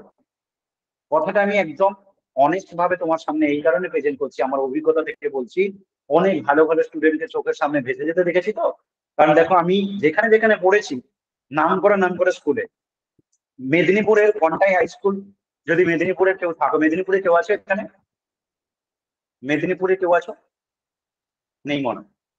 নাম শুনবে, মেদিনীপুরের কন্টাই হাই স্কুল, নাম করা স্কুল, সেই স্কুলে আমি 11-12 পড়েছি। আমি ক্যালকাটা ইউনিভার্সিটিতে গ্র্যাজুয়েশন করেছি, যাদবপুর ইউনিভার্সিটির নাম শুনেছে হয়তো অনেকে, সেখানে আমি মাস্টার ডিগ্রি করেছি। আমার চোখের সামনে অনেক টম্ম স্টুডেন্টকে আমি ভেসে যেতে দেখেছি। এই আঘাতগুলো পেয়েছি বলে আজকে আমি ফ্রিতে এত কথা বলছি, নাহলে আমার এটা কোনো প্রয়োজন ছিল না। অতএব তোমাদের মতো ভালো ভালো স্টুডেন্টরা যাতে নষ্ট না হয়ে যায়, তাই প্রথমেই সতর্ক করছি এই জিনিসগুলো, বিশেষ করে ফোন। ফোন কিন্তু ভীষণ ক্ষতিকারক। এই ফোন কিন্তু এন্টারটেনমেন্ট পারপাস, মানে ভালো কাজে লাগে। আমি একটা কিছু পারলাম না, একটু দেখে নিলাম, আলাদা ব্যাপার।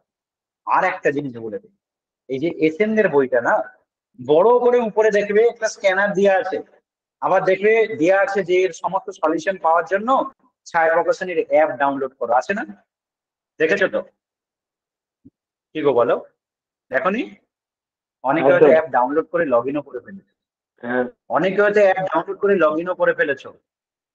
আমাকে যদি বলো স্যার আমার কি অ্যাপটা ডাউনলোড করা উচিত, আমি তোমাদেরকে সাজেস্ট করব অ্যাপ ডাউনলোড করবে না। অ্যাপ ডাউনলোড করবে না। তুমি বলে কেন স্যার? আমার তাও পড়লে আমি কোনোটা আটকে গেলে সেখান থেকে দেখে নেবো, সময় বাঁচবে না। তোমাকে না, তোমাকে গাধা বানাতে ওই অ্যাপটা কাজে লাগবে। তুমি স্যার এ কি বলছেন? এটাই সত্যি কথা। একবার ভেবে দেখো, তুমি রাস্তা পার হতে পারো না, তোমার বাবা বা মা প্রতিদিন তোমার হাত ধরে রাস্তা পার করে দেয়। তুমি যখন 21 বছর বয়স হয়ে গেলে, তখনও তোমার বাবা মা, তুমি তো কোনোদিন রাস্তা পার হওনি একা একা, হাত হাত ধরে রাস্তা পার করে দিচ্ছে। তুমি যখন 25-26 হয়ে গেলে, একটা মেয়ের দায়িত্ব নেওয়ার সময় হয়ে গেল, তখনও তোমার বাবা মা হাত দিয়ে যদি না রাস্তা বের করে দেয়, তুমি বের হতে পারো না। তখন না সব থেকে রাগ কার উপর হবে জানো? ওই বাবা মার উপর। বলবে এই বাবা মা আমাকে একদম বরবাদ করে দিয়েছে, আজকে আমি একজনের দায়িত্ব নিতে পারছি না, নিজে রাস্তা পার হতে পারি না, আমি কি অন্যের হাত ধরে রাস্তা পার হবো? এই যে তোমাকে নষ্ট করে দেওয়া, তার পিছনে দায়ী থাকে তখন বাবা মা। তার জন্য বাবা মার উচিত যেমন, যে ছেলেকে আমি আগে রাখবো, আমি পিছনে পিছনে সেফটি থাকবো, কিন্তু ওকে একা হাঁটতে শেখাবো। একই কারণ, আমি পড়াশোনা করব, কোনো হেল্প লাগলে স্যারের কাছে নেব, কোনো হেল্প লাগলে একটু ইউটিউবে দেখে নিলাম, কিন্তু আমার কাছে যদি মেডিজি থাকে, সলিউশন বই যদি থাকে, আমি যদি সবসময় না চেষ্টা করার আগে ওখান থেকে সলিউশন দেখে টোকা টুকতে শুরু করি, তাহলে আমার মাথা খুলবে না, নিজে থেকে কোনো অঙ্ক করতে পারবো না। যখন নিজে থেকে আমরা কোনো একটা কিছু পারি না, যে ফিলিংসটা আছে, যে আনন্দটা পাই না, অন্য কিছুতে অত আনন্দ হয় না। একবার ভেবে দেখবে, একটা স্যার কোনো একটা অঙ্ক করে দিয়েছে, তোমাকে 5টা অঙ্ক করতে দিয়েছে ওরকম, তুমি 5টা অঙ্ক পেরে গেলে, তোমার কতটাই আনন্দ হয়নি বলো মাধ্যমিক পর্যন্ত? বলো হয়েছে কি হয়নি? যখন নিজে পেরেছো কোনো কিছু, কতটা আনন্দ লাগে? কি গো, রিপ্লাই দাও একটু। আনন্দ লাগে তো? অবশ্যই আনন্দ। ভীষণ আনন্দ। হ্যাঁ স্যার এই অবশ্যই। স্যার শিখিয়েছি, আমি সুন্দর করে শিখতে পেরেছি, আমি পারছি।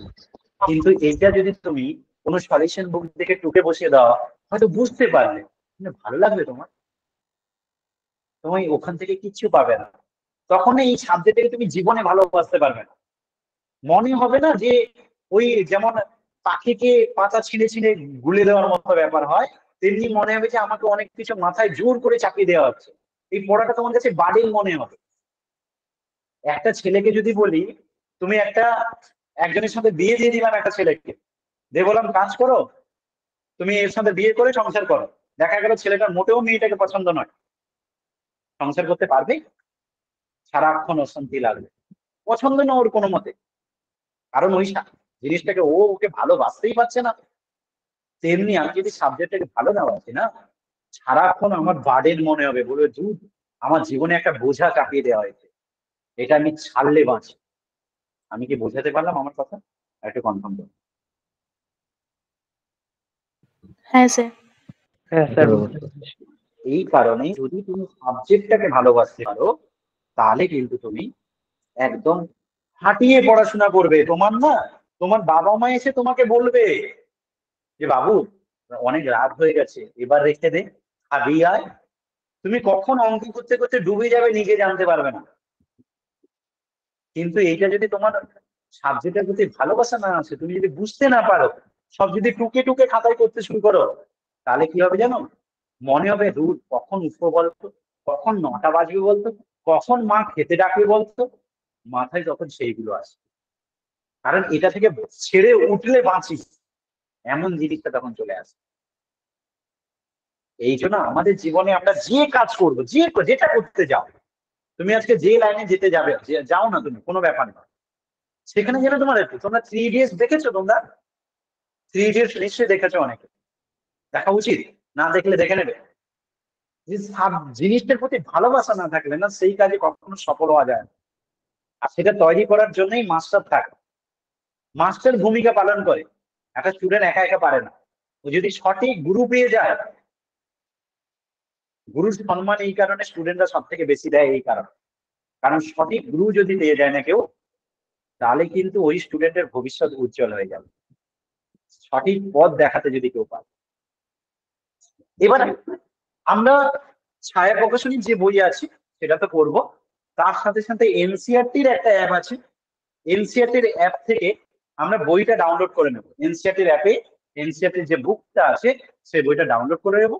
আর যদি তোমাদের মনে হয় যে না স্যার আমি অ্যাপটা ডাউনলোড করতে পারবো না, আপনি পিডিএফটা দিয়ে দেবেন, তো আমি যে চ্যাপ্টার পড়াবো তার এনসিইআরটির বই পিডিএফটা দিয়ে দেবো। ওটা যদিও ইংলিশ ভার্সনে লেখা, কিন্তু আমি পড়ানোর সময় যেভাবে বুঝিয়ে দেবো তোমার কোনো প্রবলেম হবে। এনসিইআরটি পড়লে কি সুবিধা, এনসিইআরটিতে কি কি এক্সট্রা ফেসিলিটি পাবো সেটা একটু জেনে রাখা উচিত। এসএমজিতে কি আছে, আমরা যখন সেট পড়তে যাব বা কোনো চ্যাপ্টার পড়তে যাব, এসএমজিতে জগা খিচুড়ি আছে, মানে মিক্স করে আছে, দেখতে অনেক বড়। প্রথমত অনেক সময় লোকে বলে না যে সবার আগে বাইটটা দেখতে হয়, একজন কাউকে পছন্দে সবার আগে বাইট দেখে, তারপর তার ভিতরে গুণ দেখে। বাইরে কি কি, যেমন আমরা কোথাও পড়তে গেলে আগে দেখি স্যার কি করে, স্যারের কত ট্যালেন্ট, আগে সেগুলো বিচার করি, তারপর ওনার মানে উনি পড়াচ্ছে কেমন সেটা পরে। এটা বেশিরভাগ ক্ষেত্রে হয়, কোনো স্কুলের টিচার, কোনো কলেজের টিচার, তার কাছে আমরা পড়তে যাই, এটা বাইট দেখানো যেটা হয়। তারপর ওর ভিতরে গিয়ে যদি কিছুদিন পড়লাম দেখলাম না এখানে ভালো লাগছে না, তখন ছেড়ে দেখি, আর যদি ভালো লাগে তো ভালো কথা। তো আগে বাইট দেখাটা খুব দরকার পড়ে। এই জন্য লোকে বলে আগে দেখনদারি তারপর গুণ বিচারে, এরকম একটা কথা আছে।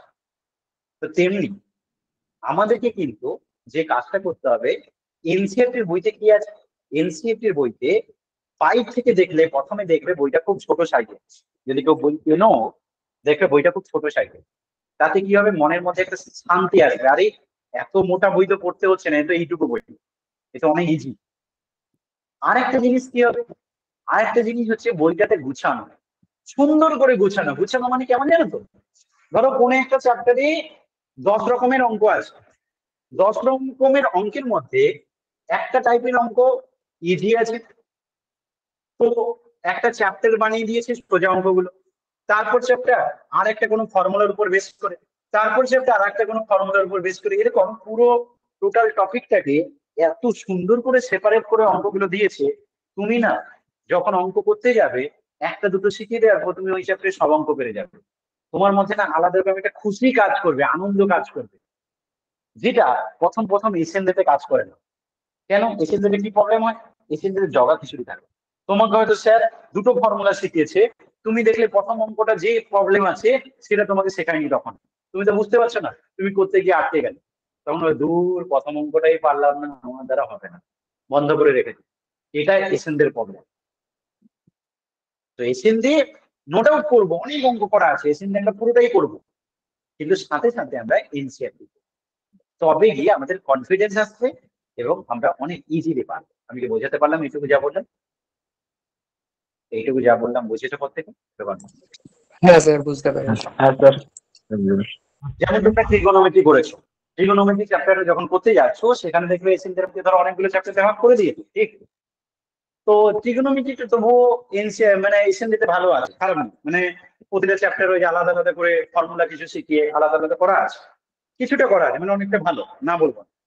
কিন্তু অনেক চ্যাপ্টার আছে যেগুলোতে এসএন দিতে অতটা ভালো নেই, মানে গুছানো নেই। গুছানো থাকলে কি হয়, ইজি হয় ব্যাপার। আমি একটা টাইপের, আমি যেমন তোমাদেরকে কিভাবে পড়াবো, আমি তোমাদেরকে কোনো একটা ফর্মুলা শেখালাম, সেই ফর্মুলাটা উপরে বেস করে যে অঙ্কগুলো আছে সেগুলো একসাথে করাবো, তাহলে তোমার কি হবে, জিনিসটা ইজি হয়ে যাবে। যে আরে এইটা শিখলাম, এর উপর বেস করে এই অঙ্কগুলো শেষে যখন রিভিশন করব তখন একসাথে মিক্সড করে জগা খিচুড়ি করে পড়বো। কিন্তু প্রথমে যদি ওটা করতে যাই তখন কনফিডেন্স লো হয়ে যায়, না পারলে। আমি যখন কোনো জিনিস না পারি ভালো লাগে। তুমি মোবাইলে গেম খেলছো, একটা মোবাইলে গেম খেলতে গিয়ে দেখলে তুমি পারছো না, বারবার তুমি ফেল হয়ে যাচ্ছ, দেখা গেল যে গেমটা কিছুতেই তোমার মাথায় ঢুকছে না, দুদিন পরে বলবে দূর বাড়া, ওই আঙ্গুর ফল টকের মতো, দূর এটা বেকার গেম। কিন্তু একবার যদি নেশা পেয়ে যাও, একবার যদি ওখানে ভালো জিনিসটা পেয়ে যাও, তখন দেখবে তোমার ওখানে সবসময় একটা মন কাজ করবে যে আরে এটা কখন খেলবে, এটাতে আমাকে ফার্স্ট হতে হবে, এটাকে ফার্স্ট হতে হবে, একটা নেশা চলে আসে যে কোনো জিনিস এই ব্যাপারটা থাকে। তো সেটাই কাজ করে এনসিআরটির বই। তাই এনসিআরটির বই সঙ্গে পড়লে আমাদের, বিশেষ করে আমরা যখন ইঞ্জিনিয়ারিং এ যাই বা অন্য কোনো এন্ট্রান্স এক্সামে যাই, সেগুলোতে আমাদের ভীষণ হেল্প করবে এনসিআরটি। ওর উপর বেস করে কিন্তু আমাদের কোশ্চেন গুলো সেট হবে, তাই আমাদেরকে ওটা পড়তে হবে সামনে। বোঝাতে পেরেছি প্রত্যেককে? প্রত্যেকে বুঝেছো? কনফার্ম করো। হ্যাঁ স্যার। হ্যাঁ স্যার। তাহলে তোমাদের ইনিশিয়াল আচ্ছা। কাজ কি? ইনিশিয়াল কাজ হচ্ছে মোট 6টা খাতা বানানো। প্রথমে 3টে খাতা রা, 3টে খাতা ফেয়ার, এছাড়া আর একটা খাতা থাকবে এক্সাম খাতা। এক্সাম খাতা মানে কেমন? এক্সাম খাতা মানে ওখানে কি কি থাকবে, মন দিয়ে শুনবে কিন্তু আমার কথাটা। এক্সাম খাতা মানে এখানে কি কি থাকবে।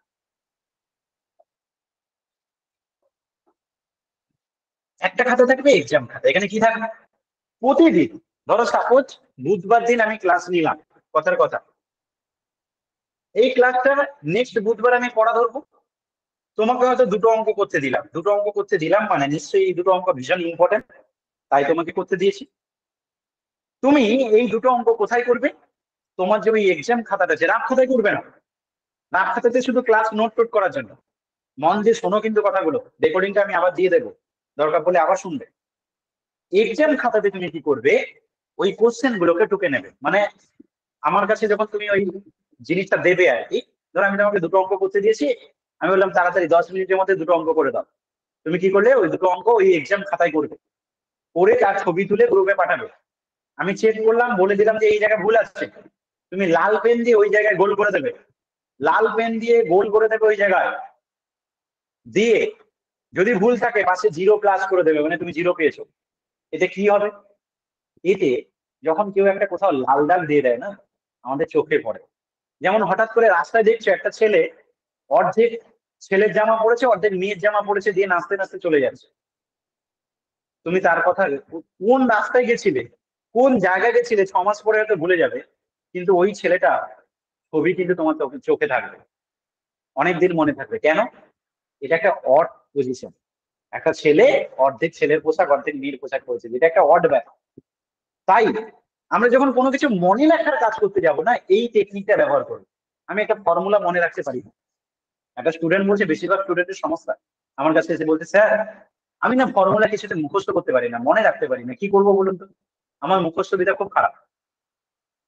তখন আমরা এই প্যাটার্ন গুলো অ্যাপ্লাই করি। কি করি, যে জিনিসটা যেখানে থাকার নয় সেখানে যদি আমরা দেখতে পাই তাহলে সেটা মনে থাকে। যেমন ধরো আমি সকালবেলা ব্রাশ করি, যখন ব্রাশ করতে যাব সেই জায়গাতে আমি 2টো ফর্মুলা মেরে দিলাম দেওয়ালে, 2টো ফর্মুলা আমার মনে থাকে না, ওখানে মেরে দিলাম। তাতে কি হলো, সকালে যখন ব্রাশ করতে যাব প্রতিদিন চোখে পড়বে, পড়তে পড়তে পড়তে পড়তে একদিন অটোমেটিক মনে থেকে যাবে, কারণ ওখানে ফর্মুলা গুলো থাকার কথা নয়। আমি বাথরুমে 15 মিনিট বসে থাকি, আমি সেখানে 2টো ফর্মুলা মেরে দিলাম সামনে, যেটা মনে থাকে না। অনেক সময় অনেক স্টুডেন্ট, ভালো স্টুডেন্ট হোক মিডিয়াম স্টুডেন্ট হোক, বেশিরভাগ কি করে, পরীক্ষা হলে দেখা গেল একটা জিনিস পরীক্ষার আগে মনে থাকছে না, একটা অঙ্কের ফর্মুলা বা একটা ফিজিক্সের কিছু মনে থাকছে না, সে বলে দূর, এইটা না আমি হাতে লিখে নিতে, কোনোদিন হয়তো নোট টোট করেনি, ভয় আছে, হাতে লিখে নিয়ে যায়, দিয়ে বাম হাতের তালুতে লিখে ফেললো। তারপর দেখা গেল বারবার ভাবছে, আরে যদি হঠাৎ দেখে নেয় তখন তো একটা খারাপ হয়ে যাবে, না না বাবা কি করবো। কিন্তু ওইগুলিটা বারবার দেখতে দেখতে দেখতে দেখতে পরীক্ষা হলে ঢোকার আগে ও ঠিক মুছে দেয় ভয়ে, কিন্তু তার ওটা মনে থেকে যায়। কেন? সে ওইটাকে বারবার তাকিয়েছে, বারবার দেখেছে। তো এই ব্যাপারটা কিন্তু কাজ দেয় আমাদের। তো যে পজিশনে আমি লাল দাগ কেন করতে বললাম, কারণ যদি লাল দাগ করে দেওয়া হয়, ক্রস করে দেওয়া হয়, তার মানে বুঝবে তুমি একটা ভুল করেছো, তখন তোমার মনে গেঁথে যাবে। পরের বার যখন এই অঙ্কটা করতে যাবে, সেই জায়গায় জীবনে ভুল হবে না। এই করেই 100-এর 100 পাওয়া যায়, এমনি এমনি 100-এর 100 আসে না। আমি কি বোঝাতে পারলাম? কনফার্ম কর, বোঝাতে পেরেছি? হ্যাঁ হ্যাঁ হ্যাঁ বুঝতে পেরেছি। তাহলে আমাদের এক্সামের হ্যাঁ, স্যার। খাতায় কি কি থাকবে? এক্সামের খাতায় আমাদের থাকবে 1 নম্বর প্রতিদিনের প্র্যাকটিস, যেটা করবো সেটা এক্সাম খাতাতেই করবো। 2 নম্বর, ধরো আমার একটা চ্যাপ্টার শেষ হলো, তারপর তোমার একটা পরীক্ষা হলো, একটা চ্যাপ্টার শেষ, সঙ্গে সঙ্গে তোমার পরীক্ষার ডেট হয়ে গেল যে এই চ্যাপ্টারটা 2 দিন পরে কি 3 দিন পরে পরীক্ষা হবে। তো তুমি ভালো করে পড়াশোনা করলে সেই চ্যাপ্টারটার পরীক্ষা ওখানে দেবে। একটা নাম্বারের পরীক্ষা হলো, তুমি পিডিএফ করে খাতা আমাকে দিলে, আমি তো দেখে তোমাকে কত পেলে আমি বলে দিলাম, এই ব্যাপার হয়ে গেল।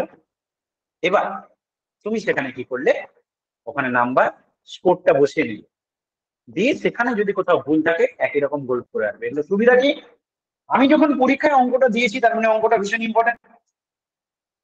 আমি যখন পরীক্ষায় অঙ্কটা দিয়েছি তার মানে অঙ্কটা ভীষণ ইম্পর্টেন্ট। তো তোমার কাজ কি হচ্ছে, তুমি ইম্পর্টেন্ট অনইম্পর্টেন্ট অঙ্কগুলোকে চিনতে পারছো, তুমি ইম্পর্টেন্ট জায়গাটা বুঝতে পারছো যে আমার এই জায়গাটা ইম্পর্টেন্ট, সেটা হচ্ছে কিন্তু তোমার কাছে একটা হাইলাইট হবে, মনে থাকবে বেশি। আমরা যদি প্রতিটা অঙ্ককে, ধরো রাস্তায় রাস্তায় 200 জন হাঁটছে, তুমি একবার জাস্ট চোখ বুলে নিলে, বেশি কিছু ভাবলে না, তাহলে না তুমি কারোর ছবি মনে রাখতে পারবে না।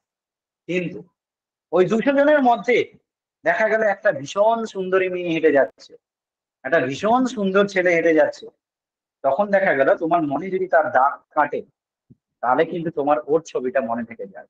একই রকম ভাবে 100টা অঙ্কের মধ্যে যদি আমি দেখি দুটো অঙ্ক ভীষণ ইম্পর্টেন্ট স্যার বলেছে, তাহলে তার প্রতি একটা আলাদা রকম ফিলিংস হয়, আলাদা রকম নজর যায়। সেটাই আমাদের ইম্পর্টেন্ট বাঁচতে এবং ভালো রেজাল্ট করতে সুবিধা হয়। পরীক্ষায় কোনগুলো ইম্পর্টেন্ট কোশ্চেন আমি চিনবো কি করে? আমি একজন স্টুডেন্ট, আমার পক্ষে কি করে সম্ভব এটা জানা যে এই অঙ্কটা পরীক্ষার জন্য ভীষণ ইম্পর্টেন্ট? সেটা আমরা কি করে জানবো? তার উপায় হচ্ছে, যদি কোনো অঙ্ক প্রথমে করতে গিয়ে তুমি দেখো তুমি পারছো না, কোনো না কোনো ট্রিক্স আছে, আটকে যাচ্ছ, কোনো না কোনো একটা লজিক আছে, যে লজিকটা না জানলে তুমি এই অঙ্কটা জীবনে পারবে না। একটা এই লজিকটা মাথায় রাখতে হবে, না হলে তুমি সেই অঙ্কটা পারবে না। এমন যদি পজিশনে পড়ো, তাহলে বুঝবে ওই অঙ্কটা তোমার জন্য ভীষণ ইম্পর্টেন্ট। আমি কি বোঝাতে পারলাম ব্যাপারটা? আমি কি বোঝাতে পারলাম? Confirm করো। হ্যাঁ স্যার বুঝেছি। দেখবে মাধ্যমিকের এক্সামে যে কোশ্চেন গুলো এসছে, সেখানে দেখবে কি কি জিনিস আছে। 1 নম্বর দেখবে কোশ্চেন দেখতে লেন্দি, কিন্তু আনসার হয়তো অত লেন্দি নয়। 2 নম্বর, কোশ্চেনটা যখন সমাধান করতে যাব, কিছু না কিছু একটা ট্রিক্স আছে যেটা মনে রাখতে হবে, যার জন্য এটা যদি মনে না থাকে একটা স্টুডেন্টের পক্ষে নামানো সম্ভব না। কিছু না কিছু একটা ফর্মুলাকে ঘুরিয়ে পিছিয়ে এমন ভাবে দিয়েছে যেটা বাইর থেকে দেখলে হঠাৎ করে বোঝা যাবে না, সেটাই হচ্ছে ইম্পর্টেন্ট। তাহলে সোজা কথায়, বেশিরভাগ স্টুডেন্ট কেন, কার কার এক্সাম খারাপ হয়, কোন স্টুডেন্টের এক্সাম খারাপ হয়? ওই সমস্ত স্টুডেন্টের এক্সাম খারাপ হয় যারা বাড়িতে পড়াশোনা করার সময় যেটা যেটা কঠিন পারে না সেটাকে ছেড়ে যায়, বলছে দূর এটা কঠিন, এটা পরীক্ষা আসবে না, ছেড়ে দে। এটা কঠিন, এটা পরীক্ষা আসবে না, ছেড়ে দে। এরকম দুটো দুটো দুটো দুটো ছাড়তে ছাড়তে এমন একটা জায়গায় দাঁড়িয়ে যায়, যেগুলো যেগুলো ইম্পর্টেন্ট ছেড়ে চলে যায়। পরীক্ষা হলে গিয়ে কি বলে, হায় রে কপাল, হে ভগবান তুমি আমার কপালটা এরকম কেন বানিয়েছো, আমি যেগুলো যেগুলো ছেড়ে এসেছি ওগুলোই পড়েছি। আরে ভাই, তুই তো ছেড়ে গেছিস ইম্পর্টেন্ট গুলো, পরীক্ষায় আসবে না। বেকার বেকার ভগবানকে কেন দোষ দিয়েছিস, ওকে কেন গালিগালাজ করছিস? তুই তো নিজেই ইম্পর্টেন্ট গুলো ছেড়ে গেছিস। বুঝলে না আমার কথা? বুঝতে পেরেছো কত থেকে? কোনো না কোনো সাবজেক্টে হয়েছে তো? হ্যাঁ হ্যাঁ স্যার বুঝেছি। ঠিক কি গো, কোনো না কোনো সাবজেক্টে হয়েছে তো সবার লাইফে, ঠিক কি না? হ্যাঁ স্যার। কখনো কখনো কোনো না কোনো সাবজেক্টে তো আমাদের হয়েছে এরকম, যে যত ভালো হোক না কেন। প্রত্যেকেরই আমরা দেখেছি যে কোনো একটা জিনিস বুঝতে পারছি না, আমরা ছেড়ে দিলাম, দেখলো পরীক্ষা ওটাই চলে এসেছে। আমরা বুঝতে পারছি না মানে আমাকে বুঝতে হবে যে এখানে কিছু না কিছু লজিক আছে, যেটা স্বাভাবিকভাবে চিন্তা করলে হবে না, কিছু একটা স্কিল ব্যবহার করতে হবে। ওইটা কি করে মনে রাখতে হয়, ওইটা আমাকে ডেভেলপ করতে হবে, ওটা ভালো করে শিখতে হবে যে এই জায়গাটা আমি কি করে মনে রাখবো, এটা কিভাবে হলো। প্রতিটা লাইন, প্রতিটা অঙ্ক করার সময় আমরা প্রতিটা লাইনে গিয়ে কোশ্চেন করবো, আরে স্যার বলুন তো এই লাইনটার পরে এই লাইনটা কেন হলো, এমনি এমনিতে হলো। প্রতিটা জিনিসের পিছনে কারণ থাকে, অঙ্ক যুক্তি ছাড়া হয় না। অঙ্কের স্টুডেন্টরা না কেমিস্ট্রি ভালোবাসে না, বেশিরভাগ ক্ষেত্রে দেখা গেছে। অঙ্কের স্টুডেন্টরা বেশিরভাগ ক্ষেত্রে দেখা গেছে কেমিস্ট্রি ভালোবাসে না। কেন? কারণ যখন একটা স্টুডেন্ট অঙ্ক লজিক দিয়ে করে না, অঙ্কে 5টা জিনিস আছে, কি জানো তো? কোনো একটা সাবজেক্ট পড়তে গেলে 5L এর ভীষণ ইম্পর্টেন্ট থাকে, তার মধ্যে অঙ্কের ক্ষেত্রে তো এই 5L ভীষণ ইম্পর্টেন্ট। কি? 1 নম্বর এল হচ্ছে লেবার, সরি 1 নম্বর এল যেটা হচ্ছে সেটা হচ্ছে লজিক। 2 নম্বর যেটা এল সেটা হচ্ছে ল্যাঙ্গুয়েজ, আমি পুরো লিখছি না, শর্টে লিখছি। 3 নম্বর এল হচ্ছে লেবার। 4 নম্বর এল হচ্ছে লাভ। 5 নম্বর এল হচ্ছে লাভ। এই 5টা এল এর উপর, এটা আমার ফর্মুলা 5L। আমি অঙ্ক শেখাতে গেলে এই 5L ফর্মুলা ব্যবহার করি, বা আমি অঙ্ক শেখার সময়ও এই একই জিনিস ব্যবহার করে পড়াশোনা করেছি। 5L, এই 5L ব্যাপারটা কি? এই 5L ব্যাপারটা কি? যদি কোনো সাবজেক্টকে ভালোবাসতে হয় সেখানে কি কি জিনিস আমাদের লাগে? 1 নম্বর এল হচ্ছে লজিক। অঙ্ক শিখতে গেলে তোমাকে সবার প্রথমে যেটা লাগবে সেটা হচ্ছে এল ফর লজিক।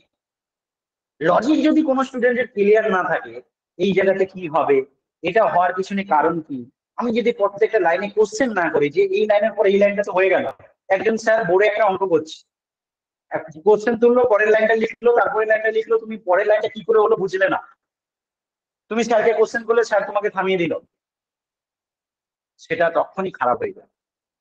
কিন্তু আমি যদি ওই জায়গাটা লজিকটা বুঝি যে এই লাইনটার পর এই লাইনটা কেন হলো, তাহলে কিন্তু ওই অঙ্কটা আমার ক্ষেত্রে ইজি হয়ে যাবে। তাই সাবজেক্টের প্রতি তখন ভালোবাসা আসে। তো প্রথম ক্লিয়ার হতে হয় স্টুডেন্টের লজিক।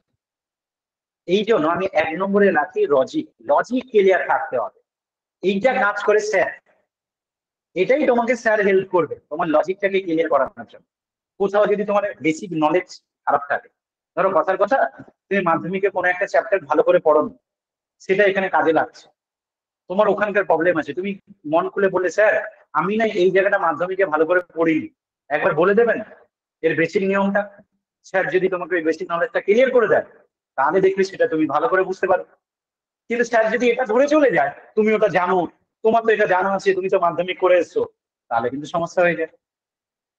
প্রত্যেকে লো লেভেলে নেমে পড়াতে পারে না, সেখানেই স্টুডেন্টের মধ্যে সমস্যা চলে আসে। তাই প্রথম জিনিস হচ্ছে লজিক। 2 নম্বর হচ্ছে ল্যাঙ্গুয়েজ। ল্যাঙ্গুয়েজ মানে কি? ভাষা। তুমি বলে স্যার অঙ্কে ভাষার কি কাজ? ভাষার কাজ বিশাল। প্রতিটা অঙ্ক যখন আমরা পড়তে যাব, অঙ্কে কি বোঝাতে চাইছে, কি কি দেওয়া আছে, সবার আগে আমাকে দেখতে হবে কোশ্চেনে কি দেওয়া আছে, তারপর দেখতে হবে ডিমান্ড কি, আমার কাছে কি দাবি করছে, চাইছে নাকি। সেখান থেকে বুঝতে পারবো আমার শুরুটা কি হবে। আমি যদি অঙ্কটার ভাষাই বুঝতে না পারি, তাহলে হবে কি করে? হয়তো অঙ্কটা আমার সামনে করা আছে, আমি বুঝেও গেলাম, কিন্তু আমি বারবার লিখলাম না, তাহলে কি হবে জানো? পরীক্ষা হলে অঙ্কটা নামবে না। তাই তোমাকে লিখতে হবে ভালো করে, ল্যাঙ্গুয়েজ ক্লিয়ার থাকতে হবে, সুন্দর করে ল্যাঙ্গুয়েজ লেখার হ্যাবিট করতে হবে, তবে গিয়ে তোমার সাবজেক্টের প্রতি আলাদা নজর আসবে এবং ধীরে ধীরে সাবজেক্টের প্রেমে পড়তে থাকবে। আর এই মিডিলে লেবারটা লেখার পিছনে কারণ কি জানো? একটা স্টুডেন্টের মধ্যে যদি কিছু না থাকে, লজিকও নেই, ল্যাঙ্গুয়েজও নেই, ওর লাগও খারাপ, ও সাবজেক্টে ভালোবাসে না, কিন্তু ওর পরিশ্রম করার বিশাল ক্ষমতা আছে, ওর পরিশ্রম করার বিশাল ক্ষমতা আছে, বাকি কিচ্ছু নেই, তাতে কি হয় জানো? এই লেবার পারে একমাত্র বাকি 4টা জিনিসকে এনে দিতে। কোনো একটা স্টুডেন্ট যদি প্রথম কিছু নাও বুঝতে পারে, ও যদি টানা পড়াশোনা করে যায়, পরিশ্রম করে যায়, বাকি চারটা জিনিস ধীরে ধীরে ধীরে ধীরে ধীরে ধীরে চলে আসে। এই জন্য লেবারটাকে মিডিলে রেখেছি, ভীষণ ইম্পর্টেন্ট জিনিস লেবার। পরিশ্রম করতে হবে, এইটাই একমাত্র চাবিকাঠি সফলতার পিছনে। যতজন সফল হয়, সে কত গরিব, সে কোন ফ্যামিলির ব্যাকগ্রাউন্ড, তার বাড়িতে কে কে আছে, তার সাপোর্ট কেমন নেই, এগুলো কোনো ফ্যাক্ট করে না। ফ্যাক্ট করে তার মেন্টালিটি, আমি জীবনে কি হতে চাই, আমাকে কি করতে হবে, তার জন্য আমি কতটা পরিশ্রম করছি। যে যত আদরের দুলাল বা দুলালি হয় না, গরম পড়লেই ফ্রিজে ঢুকে যায়, সে তত খারাপ হয়। তাদের ক্ষেত্রে কিন্তু বেশি কঠিন অবস্থা হয়, তারা অত সিরিয়াস থাকে না। যত তুমি সিরিয়াস থাকবে, পরিশ্রম করবে, অনলাইন প্ল্যাটফর্ম একটা বিশাল জায়গা, যেখানে তুমি কিন্তু ভালো ভালো মানুষের সংস্পর্শে আসতে পারবে, এবং তোমার জায়গাকে তুমি হয়তো যে ফেসিলিটিটা বাড়িতে বসে পেতে না, সেটা কিন্তু অনলাইনে পাবে তুমি। এইটাকে তোমাকে ইউটিলাইজ করতে হবে, এটাকে ব্যবহার করতে হবে। আজকে অনলাইন প্ল্যাটফর্ম ব্যবহার করে অনেকে 100 তুলে নিচ্ছে, ভালো ভালো স্কোর করছে, জয়েন্টে বিশাল বিশাল রেজাল্ট করছে, যেটা আগে জীবনে সম্ভব ছিল না। তো এই লেবার একটা বিশাল ভূমিকা। 4 নম্বর হচ্ছে লাভ। লাভটা কোথায় কাজে লাগে? কাজের ক্ষেত্রে কাজে লাগে। একটা স্টুডেন্ট কোন রকম ফাঁকি দিয়ে পড়াশোনা করেছে, দেখা গেল 40-এ পাস, বা হয়তো আমি যদি বলি ফার্স্ট ডিভিশনের কথা বলি, যে কোনো কারণে ও ফার্স্ট ডিভিশন পাবে কি পাবে না এরকম একটা ডাউটে আছে, মানে এমন পরীক্ষা দিয়েছে ওর সন্দেহ আছে যে স্যার 60% হবে কি হবে না, আমি না ডাউটে আছি, মনে হচ্ছে হতেও পারে আবার নাও হতে পারে। তখন কি করে? কোথায় মা কালীর কাছে গিয়ে ভক্ত পড়ে, কোথাও বাড়ির কোনো যদি ভগবান থাকে ওনার কাছে গিয়ে বলে ঠাকুর এইবারের মতো আমাকে ফার্স্ট ক্লাস পাইয়ে দাও, পরের বার ভালো করে পড়বো।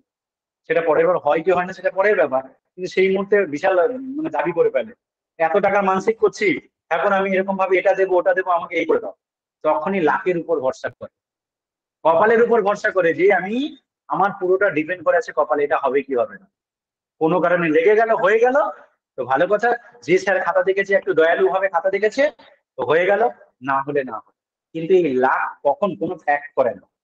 একটা স্টুডেন্টের যদি লজিক ক্লিয়ার থাকে, ওর ল্যাঙ্গুয়েজ ভালো বোঝে, লেবার দেওয়ার ক্ষমতা আছে, ধীরে ধীরে ধীরে ধীরে ও এমন পরীক্ষা দিয়েছে, ও জানে আমি 90% অ্যাবাভ নাম্বার পাবো, এমন পরীক্ষা দিয়েছে। যে যত খারাপ খাতা দেখে, যে যত বউর সাথে ঝগড়া করেও যদি খাতা দেখে, তাও সেখানে আমি 90% অ্যাবাভ নাম্বার পাবো।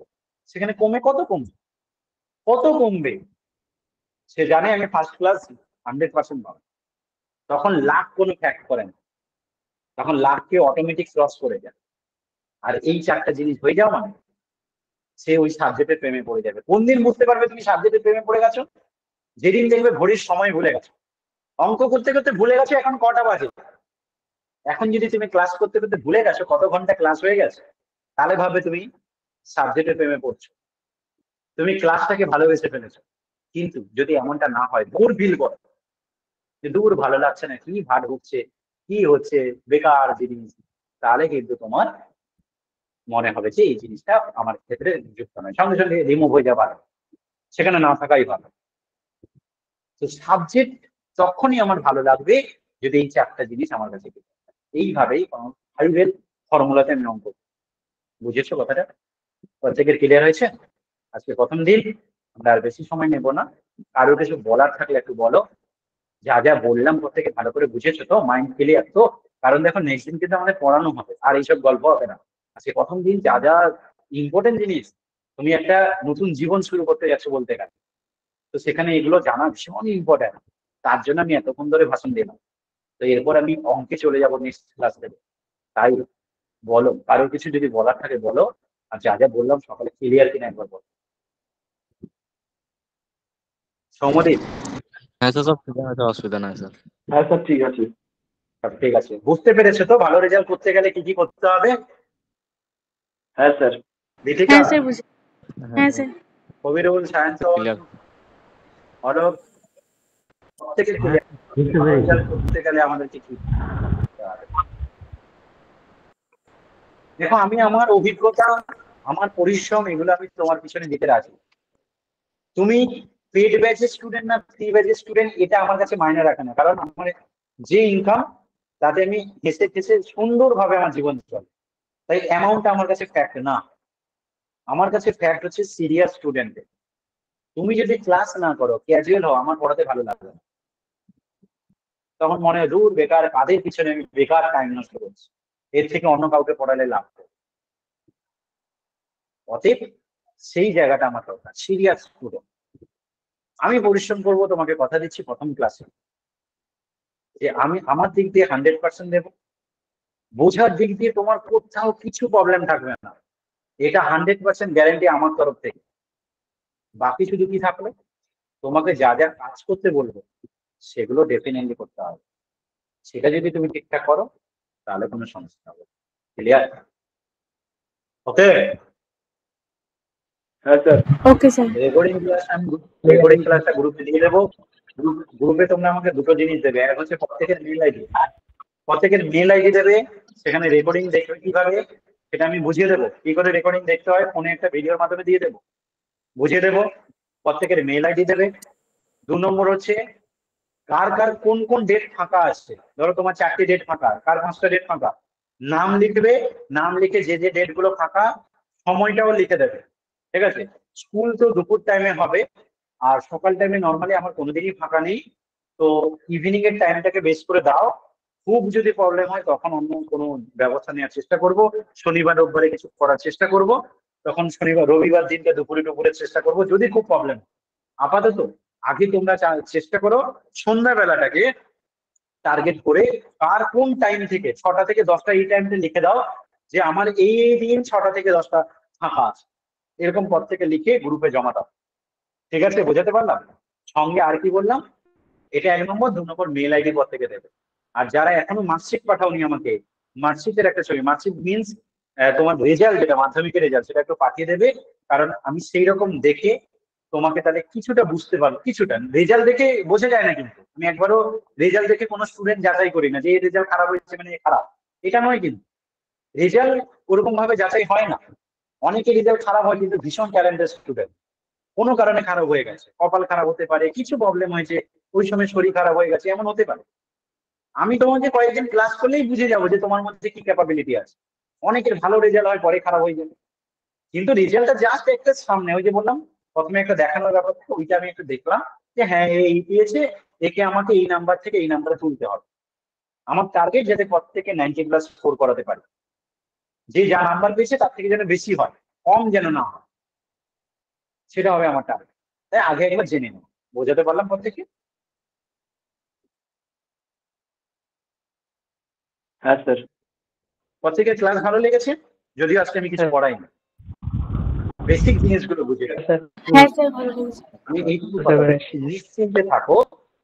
নিশ্চিন্তে থাকো। একদম কথা দিচ্ছি আমি, বোঝার দিক দিয়ে তুমি কোথাও প্রবলেম পাবে না। তুমি যে কোনো জায়গায় আমার সাথে আরেকজন কাউকে ধরে রাখো, সেখানে পড়বে, 1 মাস পরে তুমি পার্থক্য বুঝতে পারবে। ও 1 মাসও লাগবে না, তুমি 3টে-4টে ক্লাস করার পরেই পার্থক্য বুঝতে পারবে দুজনের মধ্যে। টাকা নয়, তুমি শুধু ক্লাসের মধ্যে পার্থক্য বুঝতে পারবে যে এখানে কি পাচ্ছি ওখানে কি পাচ্ছি। যে 2-3টে ক্লাস করলে তুমি পার্থক্য বুঝতে পারবে। কিছুটা হয়তো আজকে বুঝতে পেরেছো, কিন্তু এটা যখন পড়ানো শুরু হবে তখন আরো ভালো রিয়েলাইজ করতে পারবে। 2-3টা ক্লাস হলে তুমি ভালো বুঝতে পারবে। ত্রিকোণমিতি প্রচুর স্টুডেন্ট করে, শুধু প্র্যাকটিসের উপর করে। অনেক জায়গায় এত সুন্দর সুন্দর লজিক আছে যেগুলো স্টুডেন্ট বোঝে না। একটা ফর্মুলা কোথায় ব্যবহার করবো অনেকে জানে না, যে এই জায়গায় ফর্মুলাটা কেন ব্যবহার করবো, আমি কি করে বুঝবো এই ফর্মুলাটাই ব্যবহার করতে হয়, সেগুলো জানে না, শুধু প্র্যাকটিসের উপর দাঁড়িয়ে থাকে। স্যার করে দিচ্ছে, সেও করে দিচ্ছে। সেগুলো যখন তোমার কাছে একটা একটা ধীরে ধীরে ক্লিয়ার হবে না, তুমি দেখবে অঙ্কটাকে কত মজা লাগবে। আমি বলছি সাবজেক্টটা মজা লাগার মতো সাবজেক্ট, ভালো লাগবেই। তুমি আগে কি রেজাল্ট হয়েছে কি হয়েছে সেগুলো ভুলে যাও, পুরো ভুলে যাও, ওটা কোনো কাজে লাগবে না। ওটা শুধু 11-এ ওঠার জন্য, 11-এ কোনো একটা স্কুলে চান্স পাওয়ার জন্য এই রেজাল্ট, আর কোনো কাজে লাগবে না। বুঝতে পারলে আমার কথা? ক্লিয়ার পর থেকে? হ্যাঁ স্যার, পুরো ক্লিয়ার হয়েছে। হ্যাঁ স্যার। স্যার বুঝতে পেরেছি। পুরো রেজাল্টটা ভুলে যাও, ভাবো যে তুমি কিচ্ছু জানো না। পুরো রেজাল্টটা ভুলে যাও, কোনো অহংকার থাকবে না, কোনো গ্লানি থাকবে না, আমি এত কম পেয়েছি, আমার বন্ধু বেশি পেয়ে গেছে, আমি বেশি পেয়েছি, আমার বিশাল অহংকার, এগুলো ভুলে যাও। কিচ্ছু কাজে লাগবে না এই রেজাল্ট, এটা নিয়ে কিচ্ছু কাজে লাগবে না। আজকে যদি তুমি ওই রেজাল্ট নিয়ে অহংকারে থাকো, 2 দিন পরে লোক তোমাকে কথা শোনাবে, এই তো মাধ্যমিকে এই রেজাল্ট, এই দেখো 11-12-এ কি হলো। সেটা যদি না শুনতে চাও, ওগুলো ভুলে যাও। ভাবো যা হয়েছে ভুলে গেছি, আমি একটা স্কুলে ঢুকে গেছি, আমাকে 11-12 ভালো করে দাও। ঠিক আছে, চলো টাটা, গুড নাইট, ভালো থেকো প্রত্যেকে। গ্রুপে যা লিখতে বললাম লিখে দিও, খাতাগুলো ইমিডিয়েট কিনে নেবে, বই কিনে নিও তাড়াতাড়ি, ঠিক আছে? ঠিক আছে স্যার। ঠিক আছে, হ্যাঁ।